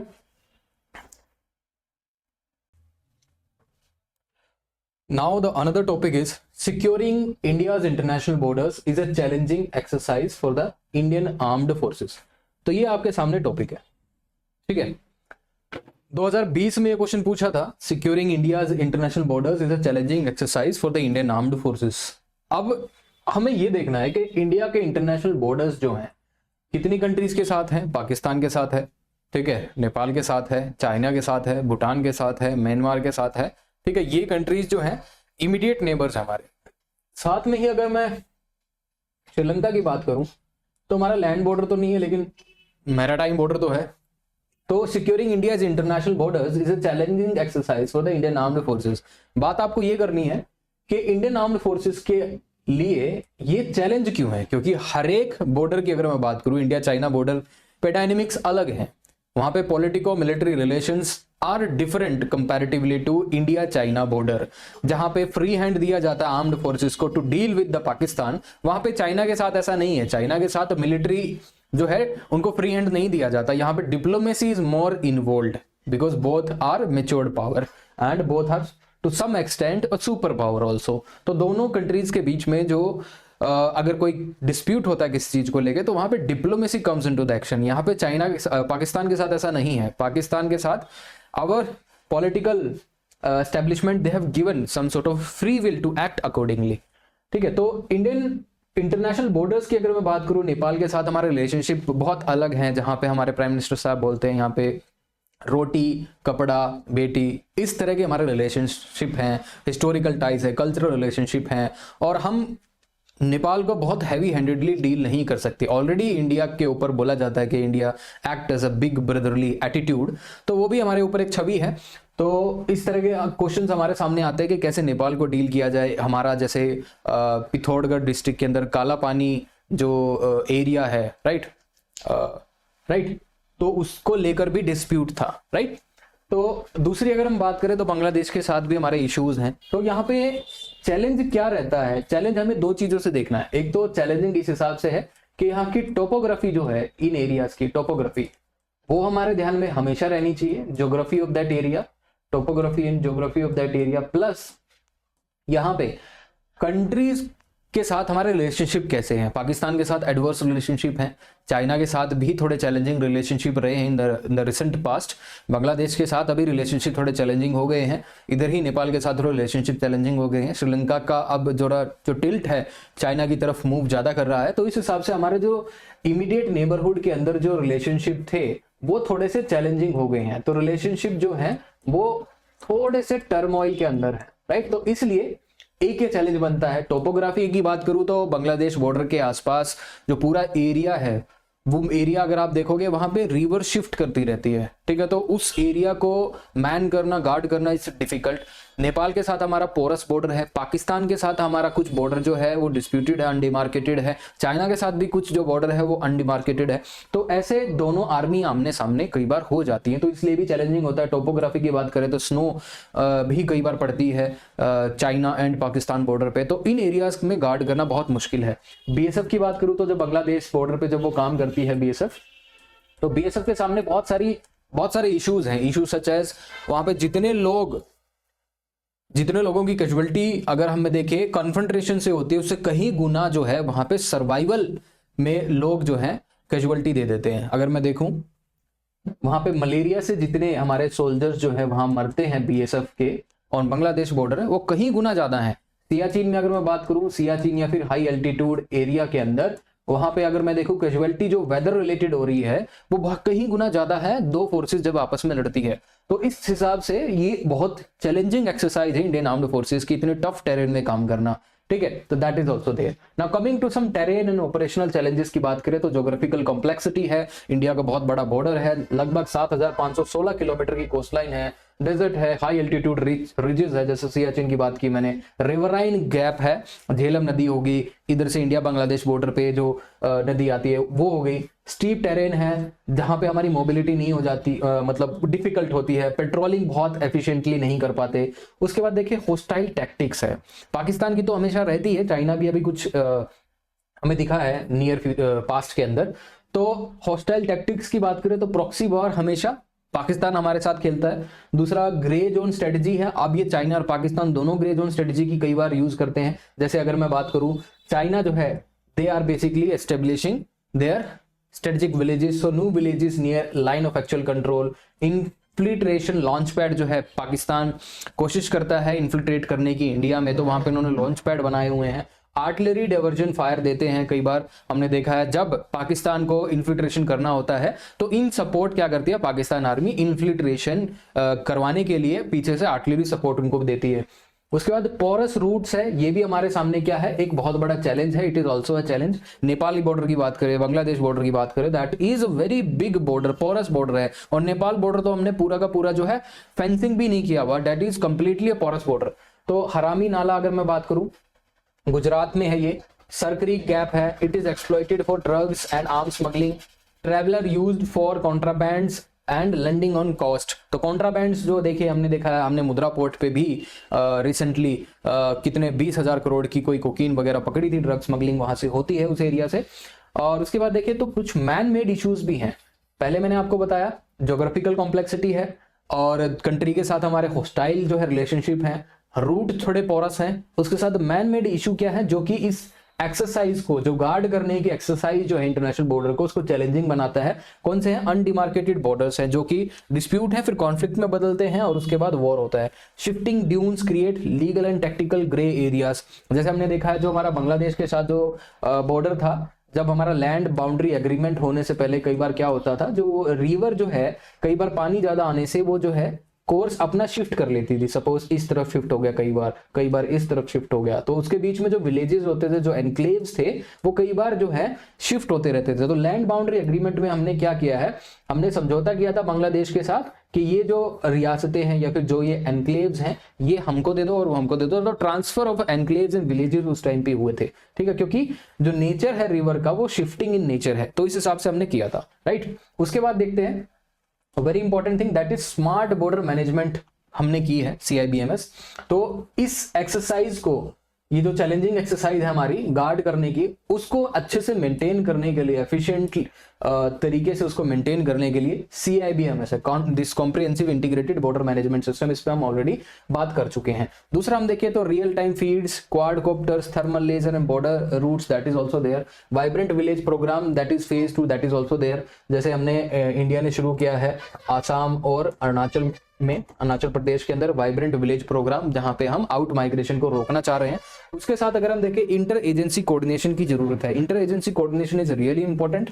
तो कई बार जो डेटा होता है between army, BSF and coast guard और इंटेलिजेंस एजेंसीज के बीच में, वो आपस में उसको रियल टाइम सिनेरियो के अंदर शेयर करे, ताकि जो है इंटेलिजेंस कहीं पे लीक ना हो, या फिर इंटेलिजेंस को हम अच्छे से यूटिलाइज कर सके और उस हिसाब से अकॉर्डिंगली एक्ट कर सके। उसके साथ कुछ की फ्रेमवर्क इसमें देख लेते हैं, जैसे स्मार्ट बॉर्डर्स की बात कर सकते हैं, टेक्नोलॉजी का यूज करके, पीपल वहां पे जो है उनको वहीं पे आउट माइग्रेशन रोक के, और दैट इज ऑल्सो देयर। कुछ कोट अगर आप इसमें यूज कर सकते हो तो वो ये यूज कर सकते हो कि geography is the first enemy on the borders. और कुछ एग्जांपल अगर आपको इसमें डालने हैं, जैसे हरामी नाला जो हो गया, सिलीगुड़ी कॉरिडोर हो गया, इसकी भी अलग वनरेबिलिटीज है, दैट इज ऑल्सो देयर, ठीक है। आगे चलते हैं।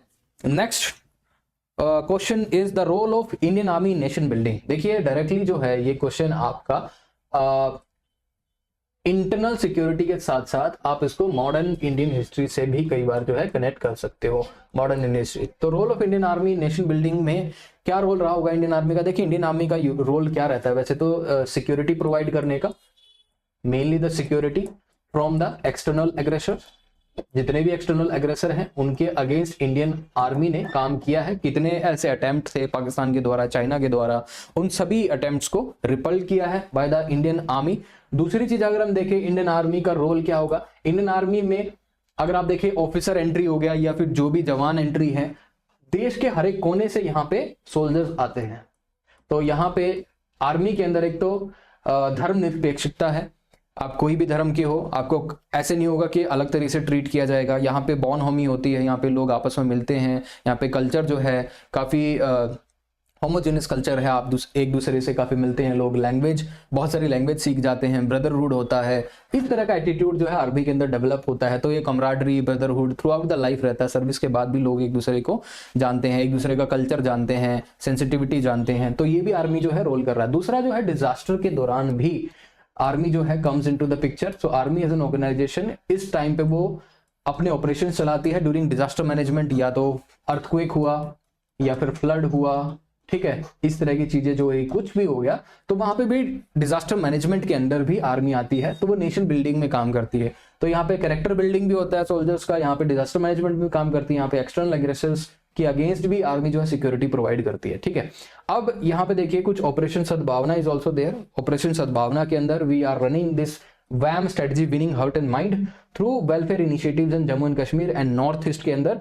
और there are certain program such as VVP vibrant village program, जिसके अंदर we are spending nearly 4,800 crore rupees.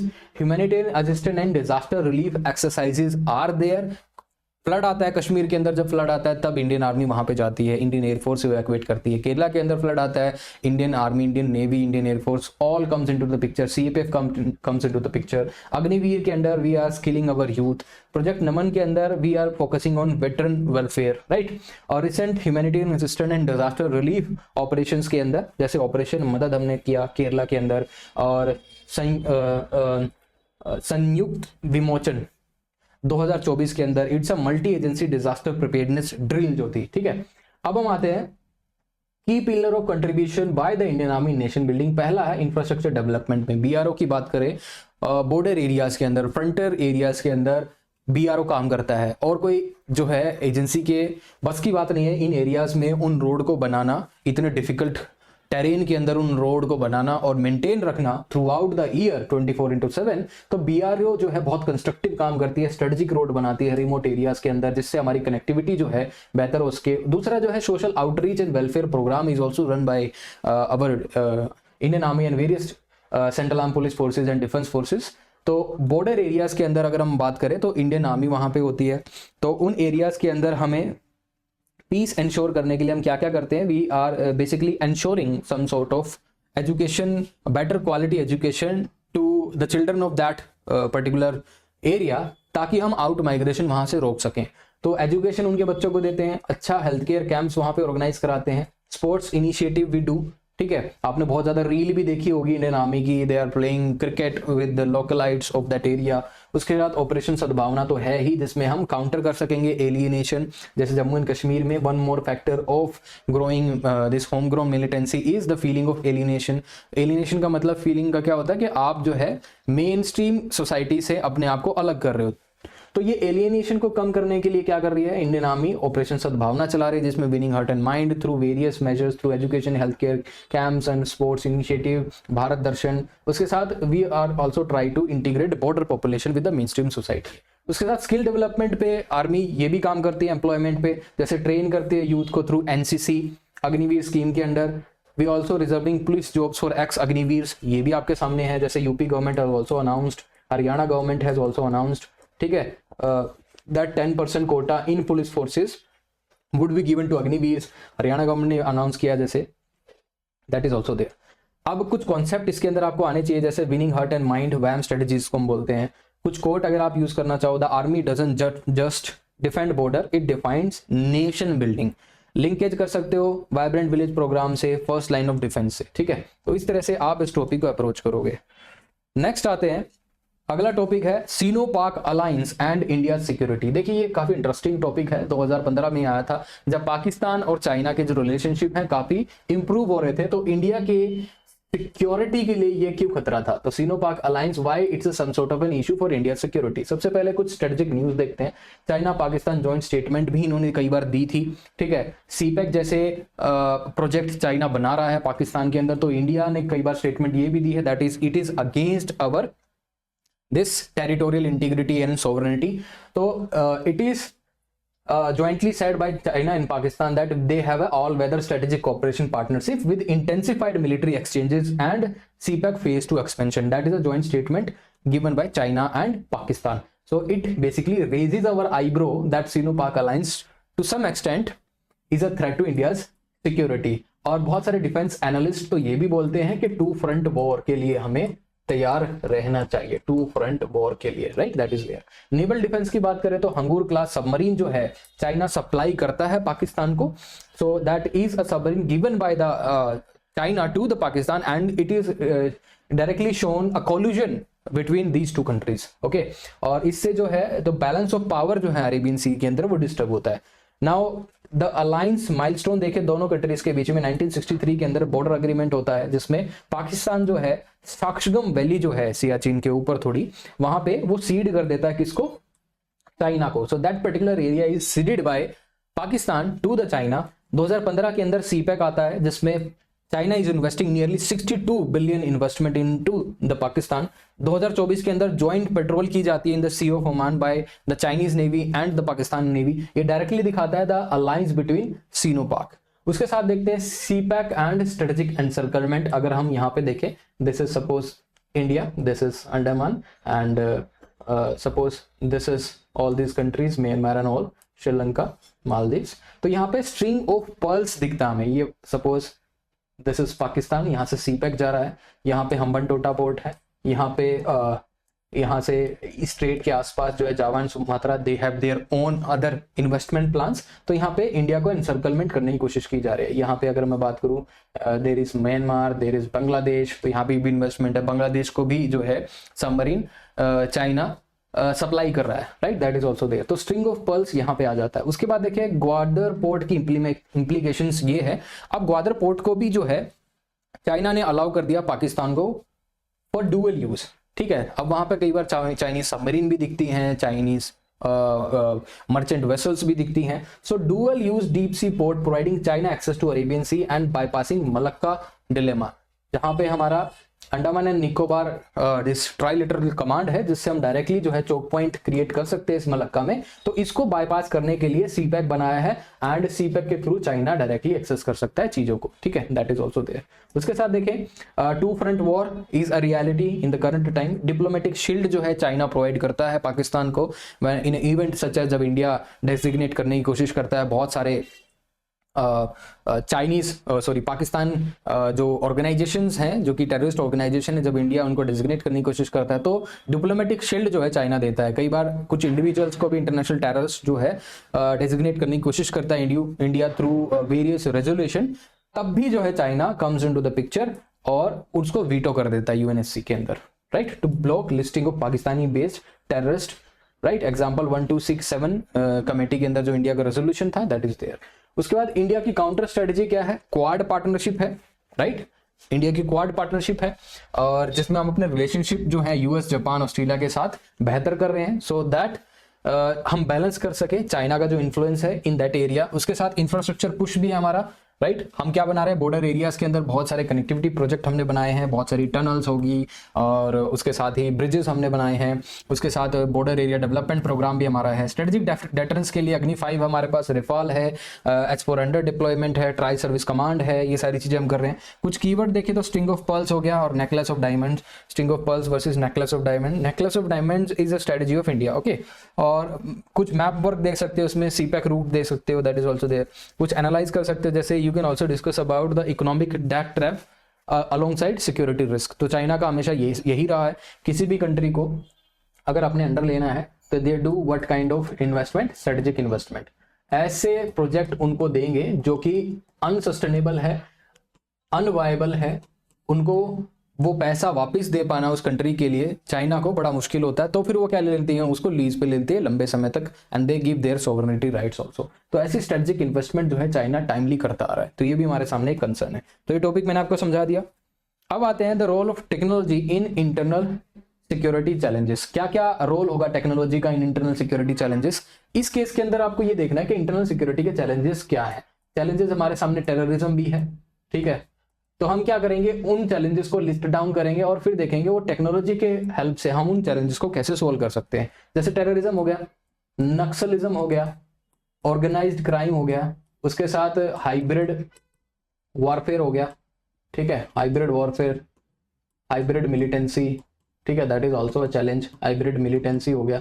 और क्या है उसके अलावा और चैलेंजेस देखें तो लॉन वुल्फ अटैक, इस तरह के इश्यूज हैं, लॉन वुल्फ अटैक। उसके साथ national critical infrastructure information protection centres पे अटैक हो गया, तो इस चैलेंजेस हमारे सामने। डिजास्टर मैनेजमेंट के इश्यूज हैं, ठीक है, और भी बहुत ज्यादा इश्यूज हैं। So this kind of issues how we can tackle with the help of technology. So the role of technology in internal security challenges, ये आपको लिखना है। तो दूसरा अगर हम देखें, एक साइबर भी है, मैं साइबर यहाँ पे भूल गया था, cyber crimes and cyber attack, that is also an issue that is there. अब हम देखते हैं कि जब इंडिया को ग्लोबल साइबर इंडेक्स के अंदर Tier 1 स्टेटस जो मिला है, that is some sort of achievement. इसके अंदर इंडिया बहुत अच्छा कर रहा है, मतलब साइबर सिक्योरिटी डोमेन के अंदर। उसके साथ ये मैं ऑलरेडी डिस्कस कर चुका हूं, भारत NCX, ये हमारी एक सिक्योरिटी एक्सरसाइज थी, नेशनल साइबर सिक्योरिटी एक्सरसाइज 2024 के अंदर की गई थी। I4C जो है MHA के अंदर आता है, जिसमें हम साइबर क्राइम कोऑर्डिनेशन सेंटर है, तो 4C का मतलब है cyber crime coordination centre, I4C, that is also there. और टेक इंटरवेंशन स्पेक्ट्रम की बात करें तो साइबर सिक्योरिटी में टेक्नोलॉजी का यूज हो सकता है। बॉर्डर मैनेजमेंट में जैसे CIBMS हो गया, पुलिसिंग के अंदर भी आप देखोगे नाफिस करके आया, फिंगरप्रिंट करके, उसके साथ बहुत सारे ऐसे आधार का भी हम यूटिलाइज कर सकते हैं। पुलिसिंग के अंदर CCTVs हो गए, पुलिसिंग के अंदर बहुत बार हम देखते हैं जो आपके गाड़ी आजकल जो है हाईवेज पे जब चलती है, आपके टोल डिडक्ट होते हैं, तो आपकी जो नंबर प्लेट है वो हाइपर, उसको बोलते हैं कुछ, could not recall it currently, तो आपकी जो एडवांस वर्जन की जो नंबर प्लेट है वो कैमरा ऑटोमेटिकली पिक कर लेता है और आप पता चल जाता है कि ये गाड़ी अभी कहाँ पे है, राइट, जो भी टोल आप क्रॉस करते हो, that will also help in policing. Disaster management में भी technology will definitely help, right, such as कोई लोग दबे हुए हैं, जैसे इदुकी या वेनाड जो हुआ था अभी रिसेंटली, लैंडस्लाइड अभी पहाड़ों में भी हुआ था एक जगह, तो वहाँ पे जब डिजास्टर मैनेजमेंट के अंडर जो भी फोर्सेस वहाँ पे आई थी, तो वो क्या कर रही थी, टेक्नोलॉजी का हेल्प लेते हुए आइडेंटिफाई कर रहे थे कि कितने लोग जो है इस मलबे के नीचे दबे हैं, ठीक है, तो डिजास्टर मैनेजमेंट में हेल्प कर सकती है। अब देखते हैं कुछ स्ट्रेटेजिक टेक स्टैक के अंदर, एआई एंड एनालिटिक्स के अंदर, जैसे देखें Chakshu is there which will predict threat detection and fraud tracing. दूसरा देखिए तो स्मार्ट फेंसिंग है, CIBMS, internet of things and drones will definitely help in disaster warning and surveillance. अब आते हैं कुछ integrated command and control centre जो है ICCC के ऊपर भी डिस्कशन कर लेते हैं। ये भी हमारे लिए बहुत इंपॉर्टेंट है, जिसके अंदर integrated command and control centre would be there, जिसके अंदर हम हर एक चीज को एनालाइज कर रहे होंगे, हमारे जितने भी सिक्योरिटी एपरेटस हैं, जितने भी क्रिटिकल इंफ्रास्ट्रक्चर्स है उसको हम देख रहे होंगे, डिजिटल इंटेलिजेंस हमारे पास आ रही होगी, इलेक्ट्रॉनिक इंटेलिजेंस हमारे पास आ रही होगी, सारी चीज हमारे पास होगी ताकि हम इंटीग्रेटेड कमांड कर सकें, वहां पे डिप्लॉय भी कर सकें फोर्सेस को, और कंट्रोल सेंटर भी होगा वो, दैट इज ऑल्सो देयर। कुछ key initiative that is I4C and PMLA is there, safe city project is there, NAT grid is there, जहां पे हम इंटेलिजेंस जो है शेयर करेंगे in real time scenario among the agency, multi agency के अंदर, and DPDT act is there, ठीक है। तो ये DPDT एक्ट लीगल फ्रेमवर्क हो गया, एंड PMLA जो है ये भी लीगल फ्रेमवर्क हो गया, so these two things are legal framework, right. तो यूपीएससी के हिसाब से हमें क्या करना है कि force will act as a multiplier, right, तो force will act as a multiplier, but there are certain privacy concerns such as अभी हमने देखा था Pegasus virus related, Pegasus virus, Aadhaar को लेके भी हमारे लिए सिक्योरिटी कंसर्न्स हैं कि आधार के अंदर बायोमेट्रिक हमने सारे वो दे दिए हैं, आपके हैंड के फिंगरप्रिंट, आइरिस स्कैन भी है, तो Aadhaar is infringement on privacy. Pegasus जो है आपके व्हाट्सएप के सारे मैसेजेस रीड कर सकता है, दैट इज ऑल्सो देयर। तो डिलेमा है प्राइवेसी वर्सेस सिक्योरिटी के बीच में। नेक्स्ट देखते हैं security imperative for India in the emerging geopolitical environment. 2011 के अंदर ये क्वेश्चन आया था, तो इंडिया के सामने कौन से सिक्योरिटी इंपैरेटिव्स हैं in the emerging geopolitical environment, तो इसके अंदर देख लेते हैं sir, security imperative for India in the emerging geopolitical environment 2011 में पूछा है। इमर्जिंग जियोपॉलिटिकल एनवायरनमेंट को पकड़ लेते हैं। इमर्जिंग जियोपॉलिटिकल एनवायरनमेंट की बात करें तो सबसे पहले new world order is there, new world order, ठीक है, न्यू वर्ल्ड ऑर्डर, यूपीएससी 2 बार क्वेश्चन पूछ चुका है, न्यू वर्ल्ड ऑर्डर के ऊपर पूछ चुका है ना, ठीक है, तो न्यू वर्ल्ड ऑर्डर के ऊपर यूपीएससी क्वेश्चन पूछ चुका है इन CAPF exam also and in CSF ACLDC exam. तो ये जियोपॉलिटिकल एनवायरनमेंट की बात हो रही है। दूसरा, there are certain wars currently ongoing such as Russia and Ukraine war, such as Israel and Palestine issue, such as Israel and Israel and Iran. So these are the conflict such as China and US, right? इस हिसाब की बात कर लेते हैं, such as Russia and US। ये लोग directly तो नहीं लड़ रहे लेकिन इनडायरेक्ट बहुत ज्यादा है, टैरिफ वॉर है इनके बीच में, right, tariff war, sanctions, all those things. तो इस जियोपॉलिटिकल एनवायरनमेंट के बीच में इंडिया के क्या सिक्योरिटी इंपैरेटिव्स हो सकते हैं, जैसे अगर मैं US एंड ईरान की बात करूं तो ईरान के ऊपर सैंक्शन लगाता है, लेकिन ईरान से इंडिया क्या लेता है, फ्यूल, ठीक है, पेट्रोलियम प्रोडक्ट्स, तो फ्यूल लेता है, तो इंडिया की एनर्जी सिक्योरिटी के लिए खतरा है। दूसरा, अगर हम देखें और क्या क्या सिक्योरिटी इंपैरेटिव्स हो सकते हैं, जैसे इंडिया की फूड सिक्योरिटी के लिए भी एक बार खतरा था, क्योंकि हम बहुत ज्यादा फर्टिलाइजर्स जो है हम यूक्रेन से लेते थे, तो फूड सिक्योरिटी के लिए भी इंडिया के लिए खतरा हो गया था during Russia and Ukraine war, क्योंकि बहुत सारा fertilisers we tend to import from various countries, तो उसके ऊपर सैंक्शन लगा। तो इंडिया के लिए एनर्जी सिक्योरिटी भी एक बहुत बड़ा इशू था, एनर्जी सिक्योरिटी। और क्या क्या हो गया इंडिया के लिए, जैसे अब बहुत सारे लोग जो हैं बाहर नहीं जा पा रहे हैं, और कनाडा की बात करें, US की बात करें, वहां जाके वो अपनी एजुकेशन पूरी करते थे। तो अब इंडिया के अंदर जो लोग पहले इलीगल रूट से जाते थे, या फिर अब H1B वीजा भी ज़्यादा स्ट्रिक्ट हो गया है, Indians are not allowed to some extent, और अलाउड हैं तो उनको बहुत ज़्यादा वहाँ पे वो देना पड़ता है, आई थिंक $1000 और समथिंग, कितना डॉलर उनको देना है, ठीक है। तो that is basically discouraging Indians diaspora और the Indians to go outside, right. तो अनवेलकमिंग पॉलिसी है बाय द US। उसके साथ अगर हम देखें कुछ जियोपॉलिटिकल शिफ्ट की बात करें तो hybrid warfare expansion is there. तो हाइब्रिड वॉरफेयर एक्सपेंशन की बात करें तो Europe and Asia they are witnessing in grey zone tactics. तो नॉन काइनेटिक थ्रेट जैसे साइबर हो गया एंड इंफॉर्मेशन ऑपरेशन वॉरफेयर हो गए, and these kind of things now the central part to any kind of state craft. दूसरा है blurring line between peace and conflict. तो क्योंकि जब ये ग्रे जोन वॉरफेयर जब हम लड़ रहे हैं तो अभी हमें यही नहीं पता कि ये पीस टाइम है या फिर कॉन्फ्लिक्ट का टाइम है। कई बार कॉन्फ्लिक्ट हो जाता है, कई बार पीस हो जाता है, तो the situation is very dicey. उसके साथ देखते हैं इंडियाज न्यूक्लियर आर्सेनल 2024। तो India continues modernization of nuclear triad, emphasis on credible minimum deterrence amidst regional build-up by neighbors।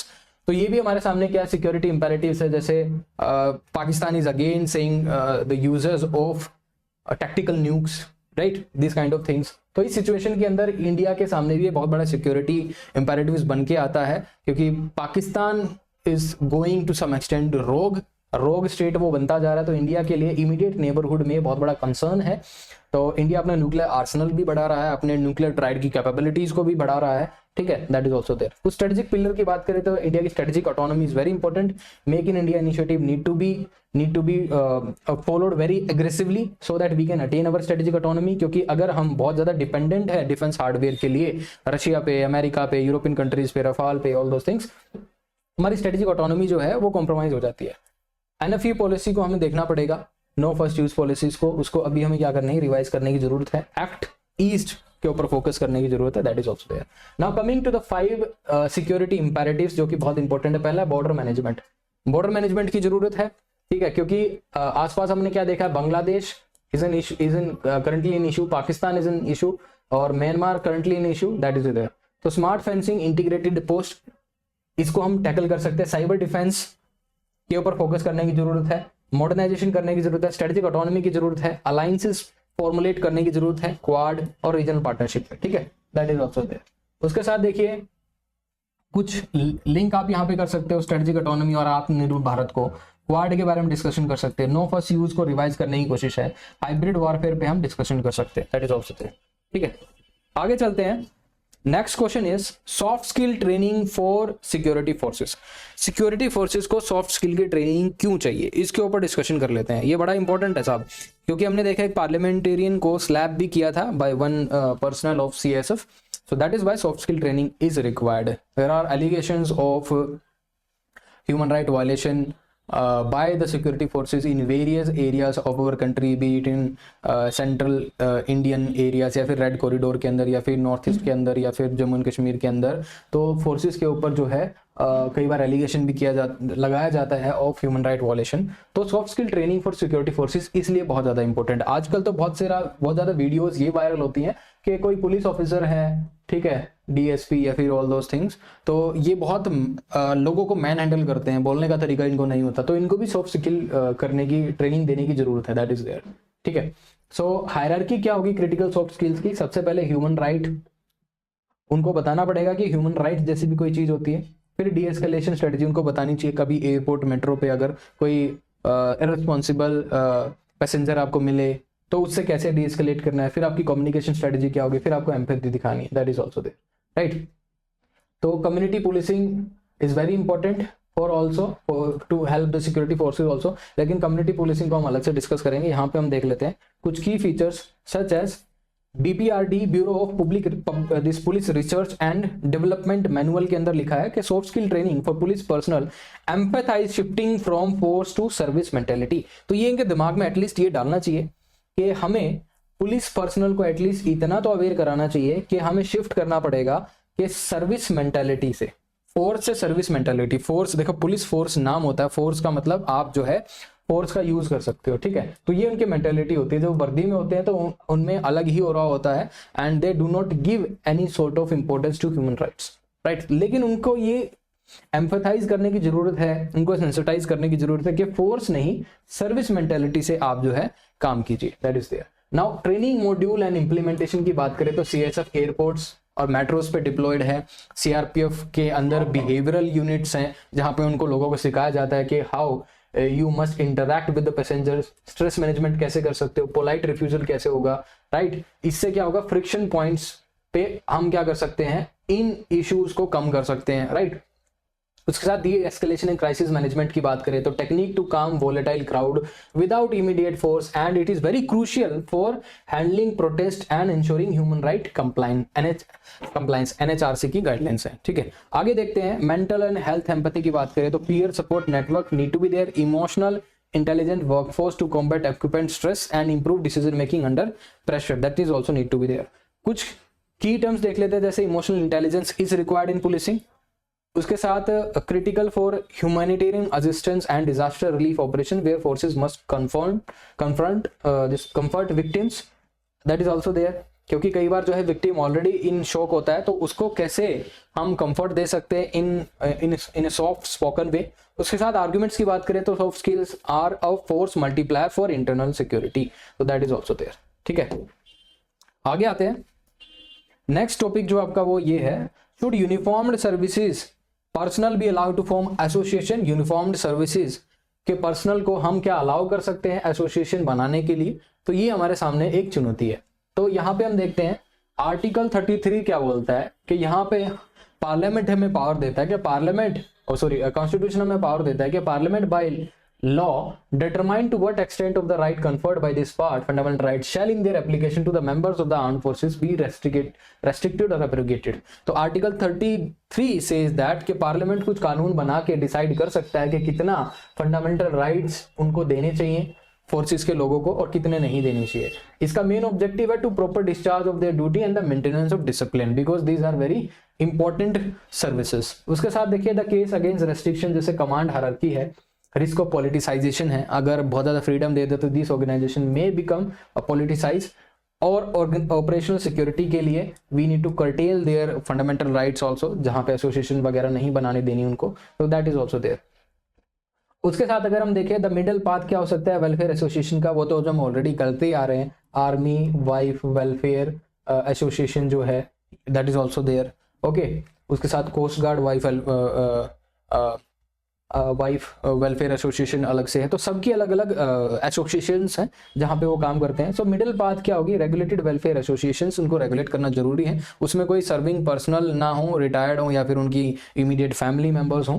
उसके साथ what is permitted is non political association focus strictly on welfare, जैसे army wise welfare association हो गया, ex serviceman leagues होगी।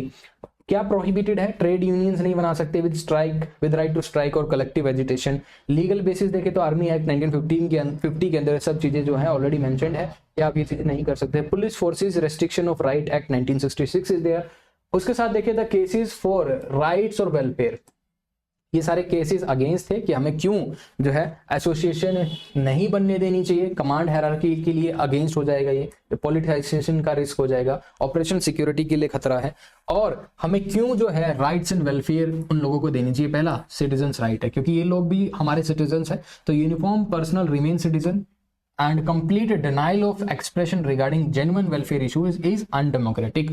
अगर उनके genuine issues हैं और हम उनको फिर भी डिनाई कर रहे हैं कोई एसोसिएशन ना बनाने से, तो वो अनडेमोक्रेटिक होगा। स्ट्रेस एंड ग्रीवेंसेस के लिए भी हमें ऐसे कुछ चैनल्स चाहिए जहां पे वो अपना स्ट्रेस निकाल सके। तो high stress level and suicide required outlets and welfare association can address family living condition issues constructively. Administrative gap को ब्रिज करने के लिए भी हम ये सब चीज कर सकते हैं, जैसे सहायक सिस्टम और orderly room is not always sufficient for modern system grievance like pay parity, that is also there. ठीक है, तो ये आपको समझ में आ गया होगा। इस हिसाब से आपको क्या करना है साहब, चीजें देखनी है। तो मैंने आपको काफी टॉपिक्स करा दिए हैं जिससे आपको एटलीस्ट ये पता चलेगा कि आपको लिखना क्या है और यूपीएससी आपसे डिमांड क्या करता है। आगे देखते हैं cultural diplomacy and world piece. तो ग्लोबल एंगेजमेंट इवेंट्स देखिए, तो cultural diplomacy and world piece, देखो इस बार ये क्वेश्चन आया, लेकिन मैं इसको थोड़ा समझा देता हूं आपको यूपीएससी किस तरह के क्वेश्चन पूछ रहा है। सबसे पहले अगर देखिए cultural diplomacy and world piece 2025 में आया था। इससे पहले क्वेश्चन आया था national defence budget and global piece, world की जगह ग्लोबल था, राइट। उसके अलावा टेररिज्म एंड वर्ल्ड पीस, ये यूपीएससी सीएससी के अंदर ऑलरेडी एसे राइटिंग में पूछा है, टेररिज्म एंड वर्ल्ड पीस। तो वर्ल्ड पीस ग्लोबल पीस जो है यूपीएससी पूछ रहा है, ये तो एक साइड जो है कॉमन हो गया, world peace and this global piece. दूसरी साइड ये है कल्चरल डिप्लोमेसी, कभी दे देता है आपको, कभी नेशनल डिफेंस बजट दे देता है, कभी टेररिज्म दे देता है, तो उसको आपको वर्ल्ड पीस से रिलेट करना है। तो इस तरह के क्वेश्चन पूछ रहा है यूपीएससी आपसे। अब देख लेते हैं कि कल्चरल डिप्लोमेसी कैसे इंश्योर कर सकती है वर्ल्ड पीस। कुछ क्वेश्चन यहाँ पे है, जैसे प्रवासी भारतीय दिवस जो है इंडिया बना रहा है, और क्यों बना रहा है? क्योंकि इंडियन डायस्पोरा जो है इंडिया की स्ट्रेंथ है। तो बहुत सारी डायस्पोरा अगर आप देखोगे, बहुत सारी वेस्टर्न कंट्रीज के अंदर भी है, पावरफुल कंट्रीज के अंदर भी है। अगर वहां पे हमारी डायस्पोरा पावरफुल है तो they can influence the decision making of that country in favor of the India, right? So cultural diplomacy definitely will help in ensuring world peace. How? Because our culture would be spread on in those countries, ताकि वो India का culture समझ सके, ताकि India की sensitivity को समझ सके, ताकि इंडिया की नीड्स को समझ सके वहां पे जो लोग गए हैं। तो cultural diplomacy definitely will help in developing good relation with that country. तो इंडिया अपने बहुत सारी चीज़ों को वहां तक भेजता है, ठीक है। सच अगर हम देखें थिंग्स सच एज योगा हमने वहां पे भेजा है, योगा भेजा है, और बहुत सारी चीजें वहां पे हमने भेजी है, ताकि क्या हो सके, हमारे कल्चरल रिलेशंस बेटर हो सके, ताकि हमारी डिपेंडेंस एक दूसरे पे बढ़ सके। That is also there. BRICS literature forum is also there. Establish a permanent literary network to foster cross-cultural dialogue and counter-polarization through shared traditional concept. That is also there. Key concept देख लीजिए, वसुदेव कुटुंबकम is there, Joseph ने soft power की technique, UNESCO heritage list is also there, जिसमें India की बहुत सारी साइट्स जो हैं ऑलरेडी यूनेस्को हेरिटेज लिस्ट के अंदर है। Panch Amrita principle is also there. उसके साथ देखिए इंडिया की सॉफ्ट पावर लीवर्स में देखें तो diaspora diplomacy, that is also there. 32 million plus global Indians जो है as ambassador is there. Civilisation heritage जो है दैट इज ऑल्सो देयर, जैसे इंडिया के yoga, Ayurveda, Buddhism circuit is there. Humanitarian aid की बात करें तो इंडिया ने वर्ल्ड पीस इंश्योर करने के लिए या फिर दूसरी कंट्री से बेटर रिलेशनशिप बनाने के लिए वैक्सीन मैत्री जो है चलाई थी। Humanitarian assistance disaster relief operations के अंदर देखिए, टर्की में हमने, टर्की जब अर्थक्वेक आया था तो इंडिया ने रिस्पॉन्ड किया। नेपाल के अंदर जब अर्थक्वेक आया था तो इंडिया ने रिस्पॉन्ड किया। मालदीव्स के अंदर जब वाटर क्राइसिस हुआ था तो इंडिया ने ऑपरेशन नीर चलाया। श्रीलंका में जब वहां पे एलटीटी जो है एलटीटीई, जब एलटीटी बहुत ज्यादा एक्टिव थी तो इंडिया ने वहां पे ऑपरेशन पवन किया, राइट। तो ऑल दोस थिंग्स, और दैट इज देयर। तो ह्यूमैनिटेरियन एड के लिए इंडिया सबसे पहले आता है। कल्चरल एक्सपोर्ट्स की बात करें तो इंडिया बॉलीवुड, कुजीन, आर्ट्स, जितनी भी सेंट्रल एशियन कंट्रीज हैं वहां पे Indian this serials are very famous, movies are very famous. उसके साथ एजुकेशन टेक्नोलॉजी की बात करें तो आईटी प्रोग्रेस, इंडिया बहुत ज़्यादा आईटी हब बन चुका है, बहुत सारी सर्विसेज को एक्सपोर्ट करता है। यूपीआई डिजिटल पब्लिक गुड्स भी अब दूसरे देशों के साथ टाई अप हो गया है, नेपाल हो या कुछ यूरोपियन कंट्रीज हों, वो भी हमें दिखता है। उसके साथ देखें कुछ यूपीएससी के हम यहाँ पे इनसाइट्स ले सकते हैं, जैसे सॉफ्ट पावर को हम नेशनल सिक्योरिटी मानते हैं, जैसे जोसेफ नहीं बोलता है। अगर हम लिंक कर सके सॉफ्ट पावर को to national security, it's definitely going to help us. उसके बाद we can also use the 5S approach, सम्मान, संवाद, सहयोग, शांति, समृद्धि, जो कि हमारे प्राइम मिनिस्टर ने दिया है ये स्लोगन। उसके साथ वी कैन ऑल्सो साइट प्रवासी भारतीय दिवस एज अ स्ट्रेटेजिक एसेट। उसके साथ we can also mention Ukraine crisis, mediation role and peace broker, that is also there, right. क्योंकि इंडिया ने कमिटमेंट भी किया था कि हम जो है ये वॉर रुकवाना चाहते हैं और इसके फेवर में हैं। आगे देखते हैं global piece and national defence budget, जो मैं भी आपसे बोल ही रहा था कि national defence budget and global piece इस तरह से क्वेश्चन आया। इससे पहले cultural diplomacy and world piece था। तो देखिए इसमें बहुत ज़्यादा डिफरेंस नहीं है, आपको चीज़ ये देखनी है बस। नेशनल डिफेंस बजट हमारा करंटली इतना है 6.81 लाख करोड़, और इंडिया का रैंकिंग ग्लोबल पीस इंडेक्स के अंदर 115th है। डिफेंस स्पेंडिंग जो है that is nearly 1.9% of the GDP, जो कि इंक्रीज हो रही है। कंपैरेटिव डिफेंस बर्डन देखें तो इंडिया का defence burden is more comparatively to China, and US is also spending a high amount of their GDP on the defence. Pakistan is also spending high amount of their GDP on their defence, right. And the strategic balance देखें तो credible deterrence बस हमें चाहिए, main तो हमें credible deterrence चाहिए ताकि दूसरी कंट्री भी हमारे साथ जो है कॉन्फ्लिक्ट में ना आए। तो न्यूक्लियर डॉक्ट्रिन के अंदर वैसे हमें नो फर्स्ट यूज जो है पॉलिसी अडॉप्ट की है, लेकिन इसको रिवाइज करने की बात हो रही है। MAD concept is also there, mutually assured destruction is there, ताकि दोनों कंट्रीज जो है एक थ्रेशोल्ड से ऊपर जाके वॉर ना करें। इंडिजनाइजेशन इज वेरी इंपॉर्टेंट, जिसमें हम अपने डिफेंस हार्डवेयर जो है देश के अंदर ही मैन्युफैक्चर करें, 75% डोमेस्टिक सोर्सिंग हो and make in India concept हो। इकोनॉमिक डिप्लोमेसी की बात करें तो global signalling and militarisation matrix need to be there. उसके बाद हम देखें global peace index 2025 declining peacefulness, that is also there. Critical analysis points की बात करें तो cost of conflict is there, अगर आपको लगता है कि अगर कॉन्फ्लिक्ट का कॉस्ट इतना ज्यादा है तो दोनों कंट्रीज के लिए वो डिटर करेगा, क्योंकि म्यूचुअली अश्योर्ड डिस्ट्रक्शन भी होगा, इकोनॉमिक कॉस्ट भी बहुत ज्यादा है, ह्यूमन कॉस्ट भी बहुत ज्यादा है, एनवायरमेंटल कॉस्ट ऑफ वॉर भी बहुत ज्यादा है, हर एक चीज की कॉस्ट बहुत ज्यादा है. तो that is the cost of conflict will create some sort of a deterrence. So high defence spending diverts fund from development and opportunity cost. एक रीजन ये भी है कि अगर हम इतना ज्यादा पैसा युद्ध लड़ने में खर्च कर रहे हैं और उतना पैसा अगर हम किसी डेवलपमेंट वर्क में खर्च करते हैं तो वो ज्यादा बेनिफिशियल होता. तो ये भी एक एंगल है, एक पर्सपेक्टिव है. ईयर ऑफ रिफॉर्म 2025 को बोला गया है year of reform for defence, जिसमें मॉडर्नाइजेशन ड्राइव्स जो है वो फोकस कर रहे हैं. पैराडॉक्स ऑफ सिक्योरिटी ये भी है कि अगर हम हायर मिलिटराइजेशन करना चाहते हैं, सपोज नेशनल डिफेंस बजट बढ़ा के अगर हम ग्लोबल पीस इंश्योर करना चाह रहे हैं, तो एक इशू ये भी है, एक पैराडॉक्स ये भी है, अगर हम ज्यादा पैसा डिफेंस पे खर्च करेंगे तो हमारी जो दूसरी नीड्स हैं such as welfare policy, such as development work, वो थोड़ी कॉम्प्रोमाइज हो जाएगी. तो दैट इज ऑल्सो देयर. तो रीजनल स्टेबिलिटी भी जरूरी है. उसके साथ एक्सपोर्ट जो है इंडिया ने डिफेंस का बहुत ज्यादा किया, लगभग 23,000 करोड़, साढ़े 23,000 करोड़ का जो हमने डिफेंस एक्सपोर्ट किया है. That is a very good basically start for the Indian defence industries. उसके साथ देख सकते हैं कि we can also conclude by linking strong defence to strategic autonomy which is essential for a multipolar world. Multipolar world के लिए बहुत ज्यादा इंपॉर्टेंट है. आगे चलते हैं, कुछ एक क्वेश्चन और रह गए हैं. Women's emerging presence in armed forces. Armed forces के अंदर वीमेन की प्रेजेंस कैसे बढ़ी है, पहले तो जैसे कुछ देख लेते हैं, कुछ इसमें चीजें कुछ देख लेते हैं. का परमानेंट कमीशन सुप्रीम कोर्ट ने दिया. Police reservation 33% is given to women.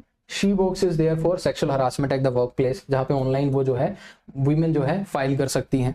उसके साथ ईयर ऑफ रिफॉर्म 2025 भी है, जिसमें हम डिफेंस मॉडर्नाइजेशन की बात कर रहे हैं.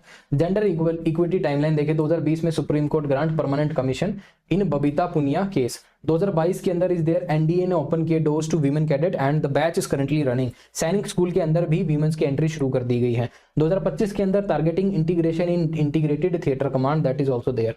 उसके साथ देखिए कि डेवलपमेंट एंड रिफॉर्म्स की बात करें तो military diplomacy and peace keeping के अंदर भी women's are doing very wonderful work. Operation Sindoor के अंदर भी जो प्रेस कॉन्फ्रेंस हो रही थी, वहां पे इंडियन आर्मी से भी वीमेन ऑफिसर रिप्रेजेंटेटिव थी एंड इंडियन एयरफोर्स से भी वीमेन ऑफिसर रिप्रेजेंटेटिव थी. तो military diplomacy and peace keeping के अंदर जैसे active participation in multilateral exercises, multinational exercises such as Khaan Quest and deployment of women engagement teams in UN mission projects which shows that India's inclusive face globally. दूसरा है policy and structural reforms की बात करें तो year of reforms जो है 2025 हमने declare किया है, जिसमें हम मिनिस्ट्री ऑफ डिफेंस ने बोला है कि we will leverage full human capital, will focus on 33% reservation in police, Rajasthan model को इंप्लीमेंट करेंगे and opening core combat arms like artillery to the women's also. Institutional safety mechanism की बात करें तो strict implementation of she box है, sexual harassment, it's an electronic box. आप जो है ऑनलाइन जो है अपनी कंप्लेंट डाल सकते हो and that would be read and it is to enforce for prevention of sexual harassment act at the workplace. It is also some sort of ensuring a safe and dignified workplace for all. उसके साथ देखते हैं क्या क्या keyword इसके अंदर, gender neutrality, gender specificity in combat, that is also there. उसके साथ देखिए gender neutrality and gender specificity, अगर आप थोड़ा सा सर्च करोगे, न्यूट्रलिटी का मतलब है irrespective of the gender who has the capability to deal with that particular situation should be given that commanding position, that is gender neutrality.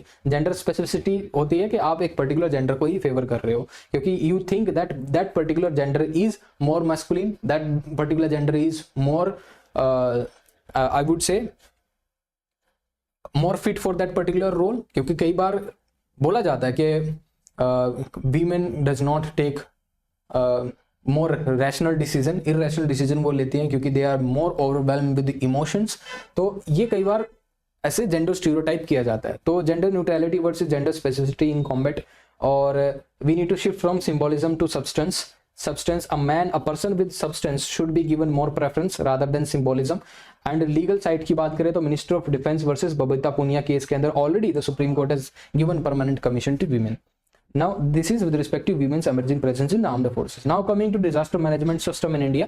Disaster management system के India के अंदर आप बहुत सारी चीजें लिख सकते हो, ठीक है. You will talk about this National Disaster Management Act. You can talk about various organization which are responsible for maintaining disasters, ठीक है, for managing disasters, right. तो कुछ अर्ली वार्निंग सिस्टम्स भी हैं देश के अंदर, जैसे आई फ्लोज है मुंबई के अंदर, इंटीग्रेटेड है, that is also there. So it's a integrated flood warning system. Provide 3 day advance alert for any sort of flood.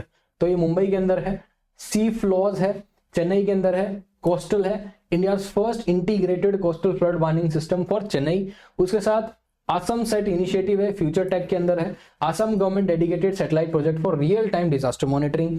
Strategic initiative देखे तो CDRI coalition for disaster resilience initiative 2024 के अंदर शुरू हुआ। तो global coalition for resilient infrastructure, it is led by the India. इसका phase 2 भी आ चुका है। डिजास्टर मैनेजमेंट पाइपलाइन की बात करें तो technology driven response mechanism is there, जिसके अंदर we are linking sensors to decision support system. जैसे सपोज आपके हिमालयस के अंदर कहीं लैंडस्लाइड होनी है तो already you have install lot of sensors there. तो अगर वहाँ पे थोड़ा सा सोइल क्रीप हो रहा है, बहुत मूवमेंट दिख रही है सोइल के अंदर, तो you will already basically aware lot of people के इतना ज़्यादा सोइल जो है ऑलरेडी क्रीप हो गई है, ठीक है, इतनी ज़्यादा वहाँ से मूव कर रही है सोइल, तो there are high chances of this landslide. क्योंकि कई बार आपने माउंटेन्स पे भी देखा होगा, कई बार हम देखते हैं कि शुरू में जब हम पोल लगाते हैं दैट इज टोटली इरेक्टेड होता है वो, ठीक है, लेकिन over the period of time जब सोइल जो है खिसकती है तो इन पोल्स की जो डायरेक्शन है वो थोड़ी टेढ़ी होती है ना। तो ये बहुत स्लो एंड ग्रेजुअल फिनोमिना है। तो यहाँ पे अगर हम सेंसर इंस्टॉल कर दे ऑलरेडी, जो कि माइक्रो मिलीमीटर तक भी अगर वो थोड़ा सा भी खिसकते हैं तो हमें पता चल जाता है। तो टेक्नोलॉजी का ऐसे हम हेल्प ले सकते हैं। तो रिस्क नॉलेज में हैजार्ड हो गया, मॉनिटरिंग वार्निंग में पता चल जाएगा हमें कि रेनफॉल बहुत ज़्यादा हो रही है, रिवर्स का लेवल बढ़ रहा है, रेडियो से हम कम्युनिकेट कर सकेंगे, इन्फॉर्मेशन जो है डिसेमिनेट कर सकेंगे, मोबाइल्स पे हम मैसेज आते हैं आजकल, तो मोबाइल फ़ोन पे भी कई बार जो है गवर्नमेंट ऐसे सीरियस मैसेज भेजता है कई बार। ऑपरेशन सिंदूर के बाद कम्युनिटी वार्निंग हो सकती है इकट्ठा। रिस्पॉन्स कैपेबिलिटी की बात करें तो we can also evacuate centre, search and rescue we can do, relief goods we can provide. So early warning pipeline visualisation in front of you. उसके साथ sensors they can help, AI and machine learning model will definitely help to process a huge data, जो कि data हमें मिल रहा है sensor से, हर एक चीज़ से हमें डेटा मिल रहा है, तो उनको प्रोसेस करके एक पूरा मॉडलिंग हो सकती है और जिससे हम पता लगा सकते हैं आने वाले टाइम में क्या होने वाला है। डिसएमिनेशन कैसे करेंगे उस इन्फॉर्मेशन का? Through SMS alerts and all those thing, community mechanism के थ्रू। उसके साथ decision support system would be there. आगे देखते हैं कुछ पॉलिसी फ्रेमवर्क के अंदर, PM गति शक्ति के अंदर national master plan which ensures integrated infrastructure development with disaster resilience, NDMA की गाइडलाइंस है which clear protocol for center state coordination water management and urban drainage, that is also there। कुछ insights देख लेते हैं UPSC की, आपके सामने कुछ insights हैं, ये keywords हैं, बहुत ज़्यादा हेल्प करेंगे आपको। आप ऐसे में अगर ये चीज़ें लिखते हो, अर्बन रेजिलियंस, टेक्नोलॉजी इंटरवेंशन और prevention technology, prevention through technology and mitigation through infrastructure and preparedness through policy, this will definitely help you। CDRI का mention कर दिया आपने, coalition for disaster resilience initiative, तो ये इंडिया की दिखाता है ग्लोबल लीडरशिप है इन दिस रोल, ठीक है, डेफिनेटली विल हेल्प यू। आगे आते हैं, next is religious fundamentalism challenge to national security. 2014 के अंदर क्वेश्चन पूछा गया, आज भी ये जो है अब थोड़ा ज्यादा इंपॉर्टेंट बन जाता है। क्यों बन जाता है? क्योंकि रिलीजियस फंडामेंटलिज्म जो है आज के टाइम में ये बहुत ज्यादा दिख रहा है। जैसे पहलगाम अटैक था, रिलीजियस फंडामेंटलिज्म का ही एग्जांपल था। They have targeted a specific community on the basis of religion. तो the certain context is given to you. Post Pahalgam attack we have seen because that deadly attack was carried out in April 2025, in which nearly 26 civilians they have lost their life, and this is some sort of a example of hybrid warfare, and these victims, these people were attacked on the basis of their religion।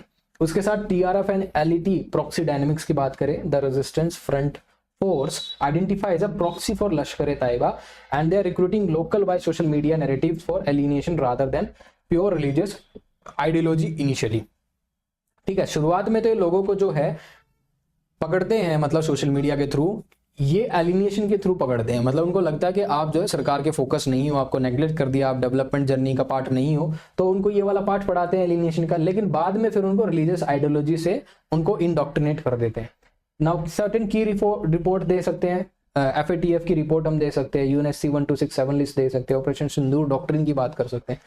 अब radicalisation funnel देखते हैं। सबसे पहले social media पे broad audience उनको चाहिए, ठीक है, वो इस तरह का आपको कंटेंट प्रोवाइड करते हैं बहुत सारे लोग, उसके जब लाइक करते हैं, कमेंट करते हैं, तो उनको पता लग जाता है कितने लोगों ने लाइक किया, कितने कमेंट किया, वो पता चल जाता है। फिर दे can also sympathise and grievance, फिर होता है, फिर उन लोगों से कांटेक्ट करते हैं, बातचीत करते हैं कि आपकी क्या प्रॉब्लम है, फिर उनसे सिंपथाइज करते हैं, फिर उनको आइडियोलॉजिकली इंडोक्ट्रिनेट करते हैं, फिर उनको मोबिलाइज करते हैं, उन लोगों से मिलते हैं जुलते हैं, उनको ट्रेनिंग देते हैं, फिर उनको वॉयलेंट एक्शन जो है करने के लिए मजबूर करते हैं। ठीक है, दैट इज ऑल्सो देयर। कुछ कीवर्ड की बात कर लें तो कीवर्ड कौन सी है यहाँ पे, deterrence by punishment, that is also there. India के शिफ्ट जो है हो गई है पॉलिसी के अंदर कि अब जो है डेटरेंस हम पनिशमेंट के थ्रू देंगे, Pulwama this Pahalgam like attack के बाद और पुलवामा के बाद, क्योंकि पुलवामा के बाद हमने क्या किया, बालाकोट एयर स्ट्राइक, पहलगाम के बाद हमने ऑपरेशन सिंदूर किया, दैट इज ऑल्सो देयर। तो deterrence by punishment need to be done. Hybrid warfare की बात करते हैं, जैसे cyber radicalisation and kinetic terror, that is also there. और FATF is also there, financial action task force, जिसमें उन देशों को जो है फंडिंग नहीं मिलेगी जो कि ग्रे और ब्लैक लिस्ट के अंदर आते हैं। PMLA is also there, this they will link PMLA amendment to terror financing crackdown, right, that is also there. Now इसमें इतना ही था, समझ में आ गया होगा आपको religious fundamentalism, how they are a threat to national security. Now effect of media publicity on terrorism, media की publicity का टेररिज्म पे क्या इफेक्ट पड़ता है। तो एक क्लासिकल एग्जांपल यही है जो पहलगाम अटैक हुआ, जहां पे बहुत सारे फोटोज एंड वीडियोस जो है वायरल हो रही थी, वही तो वो चाहते थे, they want to create a fear साइकोसिस in the mind of the people. तो वो जो वीडियो बहुत ज्यादा सोशल मीडिया पे चली, ठीक है, उसके बाद लोगों में डर भी हुआ, the people stopped going into the Jammu and Kashmir, even Himachal and Uttarakhand के अंदर भी लोगों ने जाना बंद कर दिया, तो tourism was badly hit, that is also there, that is the effect of media publicity on terrorism. दूसरा अगर हम देखें 26/11 को लाइव ब्रॉडकास्ट भी मीडिया ने किया था, that is effect of media publicity on terrorism. तो कुछ एग्जांपल आपके सामने है। GTI देखें, GTI 2025 के अंदर हाई कोरिलेशन है मीडिया एंड टेरर का, जितना ज्यादा हम मीडिया के अंदर प्रमोट करते हैं ऐसे टेररिस्ट, ऐसे हेट्रेड वाला कंटेंट, उतना ज्यादा टेरर को बूस्ट मिलता है। ठीक है, ISI ने क्या किया था, ISIS, they basically execute a person, उसके एग्जीक्यूशन वाली वीडियो जो है वो बनाते थे, उसको सोशल मीडिया पे डालते थे। तो वो effect of social media publicity और effect of media publicity on terrorism वहां से दिखता है। ISI is a great model, वहां पे पब्लिक एग्जीक्यूशन वो करते थे लोगों का, और फिर उसको वो सोशल मीडिया पे डालते थे, तो that create a lot of fear साइकोसिस अमंग द पीपल। बुरहान वाली केस वाले देखिए, बुरहान वानी जो सोशल मीडिया पे वाज ह्यूजली एक्टिव और उसकी बहुत मास फॉलोइंग भी थी, and he shared basically a lot of sensitive content on the social media, and उसके बाद जो है रेडिकलाइजेशन उसने किया बहुत सारे लोगों का, बहुत ज्यादा यूथ जो उसके पीछे जुट गया था। And the viral curve amplification देख लेते हैं कि अगर हम देखें reach and engagement in thousands में है, 1000, 2000, 3000, 4000, 5000। इनिशियली अगर हम स्टार्ट करें, कोई वायरल वीडियो आपने डाली है सोशल मीडिया पे, 1 घंटे के अंदर इतना होता है, एंड विद इन 6 आवर्स इतने लोग, एंड विद इन 12 आवर्स इतने लोग, एंड विद इन 24 आवर्स इतने लोग जो है यहाँ तक इनके पास वो पहुंच जाता है। This terror propaganda viral. ठीक है, काउंटर नैरेटिव अगर आप करोगे, ऑर्गेनिक रीच जो है बहुत लेट उठती है। देखिए 24 घंटे में भी वो सिर्फ 100 या 200 लोगों तक पहुंचती है काउंटर नैरेटिव भी, लेकिन टेरर प्रोपेगेंडा जो है जल्दी वायरल होता है। देखिए 24 घंटे में कितने 5000 लोगों तक वो पहुंच गया। ओके, लेकिन काउंटर नैरेटिव जब हम चलाते हैं तो वो बहुत स्लो प्रोसेस है, राइट। तो इसको इनिशियली जो है रोकने की जरूरत है। सेक्शन 69A जो है IT एक्ट का, वो पावर देता हमें ऐसी वेबसाइट्स को, ऐसे इंटरनेट्स को वहां पे बैन करने का, दैट इज ऑल्सो देयर। तो that blocking power is given to the government. And psychological warfare cycle की बात करें, that is also there. So algorithm echo chambers हैं, अगर किसी ने सपोज किसी ऐसी सेंसिटिव पोस्ट को जो है एक बार लाइक कर दिया, उसके बाद वैसी ही चीजें उसको फीड होंगी, तो that is called as an echo chamber. So maximise engagement by hate speech. Digital radicalisation is also there.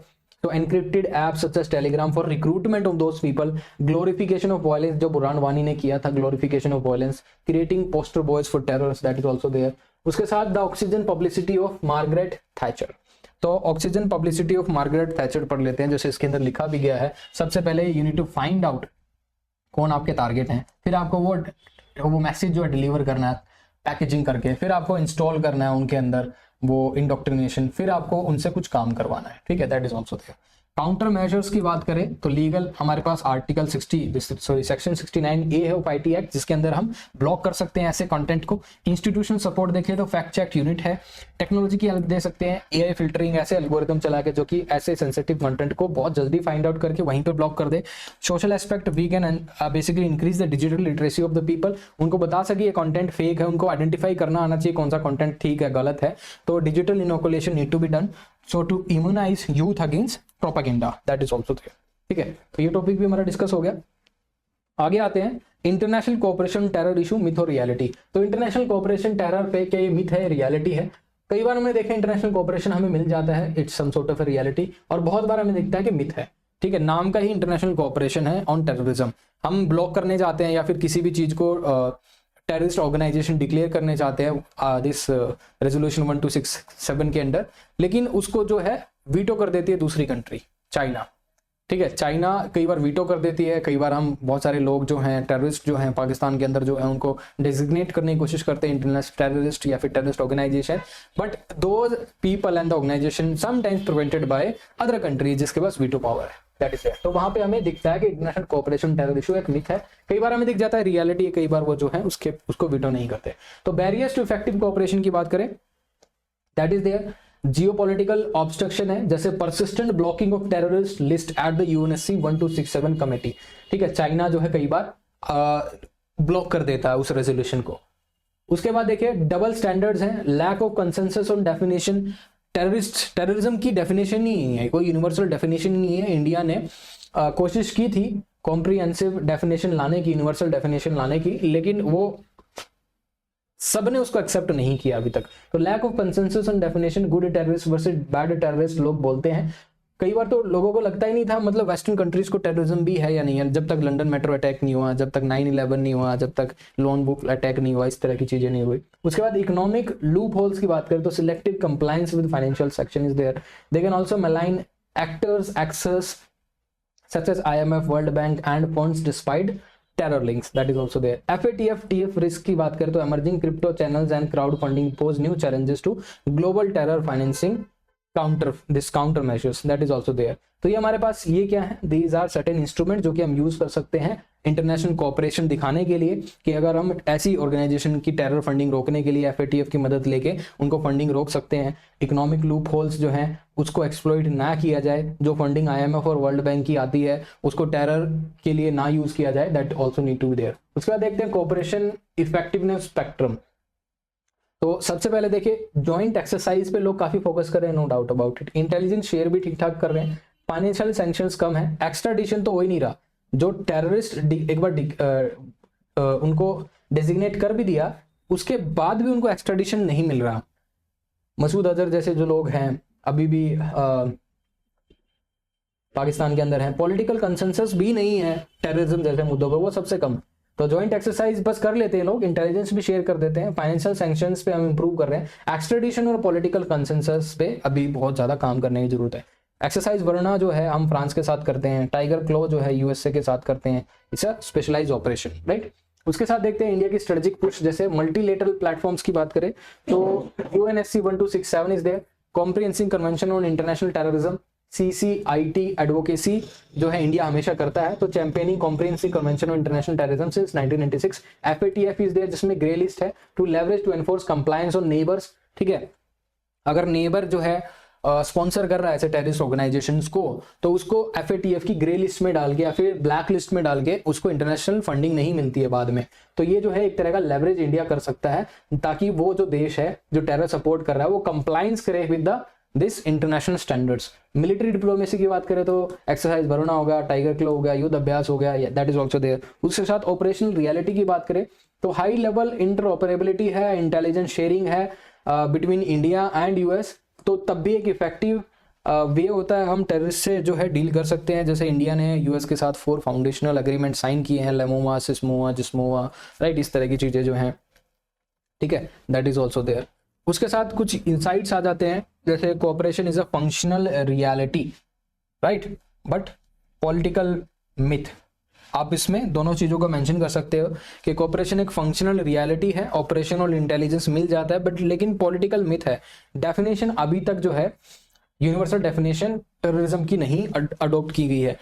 कुछ कीवर्ड इसमें डाल सकते हो, terrorism as a state policy mention कर सकते हो। No money for terror conference भी हुई थी, टेरर फाइनेंसिंग को रोकने के लिए no money for terror conference India में ही ऑर्गेनाइज हुई थी 2024 के अंदर शायद, ठीक है। So that is also there. I think all the questions are discussed. Now the summary and the key takeaways from the internal security theme, that is very important.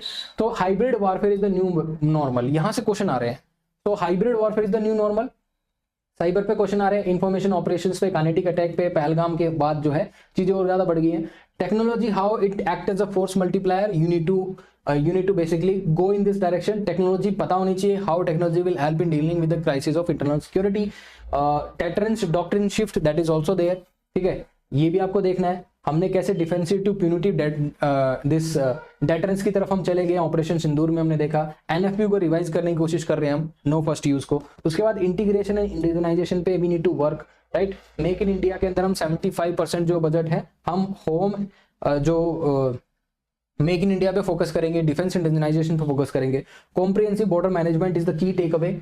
Essential laws, bodies and operation checklist must be there. Law की बात करें तो UAP है, unlawful activities in prevention act, prevention money laundering act, IT act, DPDT act and arm forces special power act. Operations की बात करें तो operation सिंदूर है, सद्भावना है, वरुणा है, टाइगर क्लो है। बॉडीज की बात करें जो कि इन चीजों से डील करने के लिए एनआईए है, आफ्टर 2008 में आई थी ये, ठीक है, एनआईए एक्ट। I4C है, सीआरटी इंडिया है, एनटीआरओ है for digital intelligence and electronic intelligence, FATF है, इट्स इंटरनेशनल ऑर्गेनाइजेशन, यूएनएससी 1267 है। टेक्नोलॉजी की हेल्प ले सकते हैं, सीआईबीएमएस है, नेत्रा है, नेटग्रिड है, शीबॉक्स है, iFlows है, that is also there. So these are the key summary and takeaways from whatever we have discuss so far. तो अभी आपको करना क्या है, इंटरनल सिक्योरिटी थीम को रिवाइज करने के लिए आपको रिवाइज करनी है की टर्म्स, आपको प्रैक्टिस करना है पीवाईक्यू, आपको कोट एंड रिपोर्ट का यूज करना है, फिर आपको मॉक टेस्ट देने हैं, ठीक है। That is the way forward for the internal security theme if want to prepare for CAPF paper 2, ठीक है। तो ये चीजें आपको जो है प्रिपेयर करनी है। And also one important thing is, हमने क्या किया है, इन पीवाईक्यूज को ऑलरेडी सोल्व किया गया है 300 वर्ड्स में। Already you have got a model answers which is basically prepared by me and my team. तो PYQs solution batch is there, जिसमें हमने पीवाईक्यूज जो है 2009 से 2025 तक सीएपीएफ के जितने भी पीवाईक्यूज हैं वो सब हमने सोल्व कर दिए हैं। और इसी तरीके से आपको सबसे पहले वो कंटेंट मिलेगा on each and every topic. हर एक टॉपिक पे 7 से 8 स्लाइड है, ठीक है। एक टॉपिक को 7 से 8 स्लाइड्स में पहले डिफाइन किया गया है, उसके बाद 300 वर्ड्स में आपको एक राइटअप दिया गया है कि 300 वर्ड में आपको कैसे लिखना है। तो अगर आप पीवाईक्यू सॉल्यूशन बैच जो है इसमें एनरोल करना चाहते हो, और मुझे लगता है कि सबसे इंपॉर्टेंट चीज यही है, आपको पीवाईक्यू एनालाइज करने चाहिए। So the link would be given in the description. PYQ जानने के बाद 2 चीजें सबसे ज्यादा बेहतर आपकी होंगी, एक तो टाइम मैनेजमेंट, एक आपको पढ़ना क्या है वो पता चल जाएगा। तो you would have some source of a surgical attitude, आपको यह पता चल जाएगा मुझे पढ़ना क्या है। अगर आपके पीवाईक्यू आपके जहन में बैठ गए तो आपका टाइम बचेगा, आपकी एनर्जी सही डायरेक्शन में लगेगी, ठीक है, और आप अननेसेसरी कंटेंट को जो है फॉलो नहीं करोगे। ये सबसे बेटर चीज पीवाईक्यू की यही है। और पीवाईक्यू का फायदा ये है कि क्वेश्चन रिपीट होते हैं, वही क्वेश्चन रिपीट होते हैं। एग्जामिनर की साइकी आपको पता चलेगी, ठीक है, किस तरह के यूपीएससी क्वेश्चन पूछ रहा है और मुझे क्या फोकस करने की जरूरत है वो पीवाईक्यू से ही पता चलेगा, right. So this is all, इतना ही था। कोई डाउट हो तो आप मुझसे कमेंट करके पूछ सकते हैं। Thank you.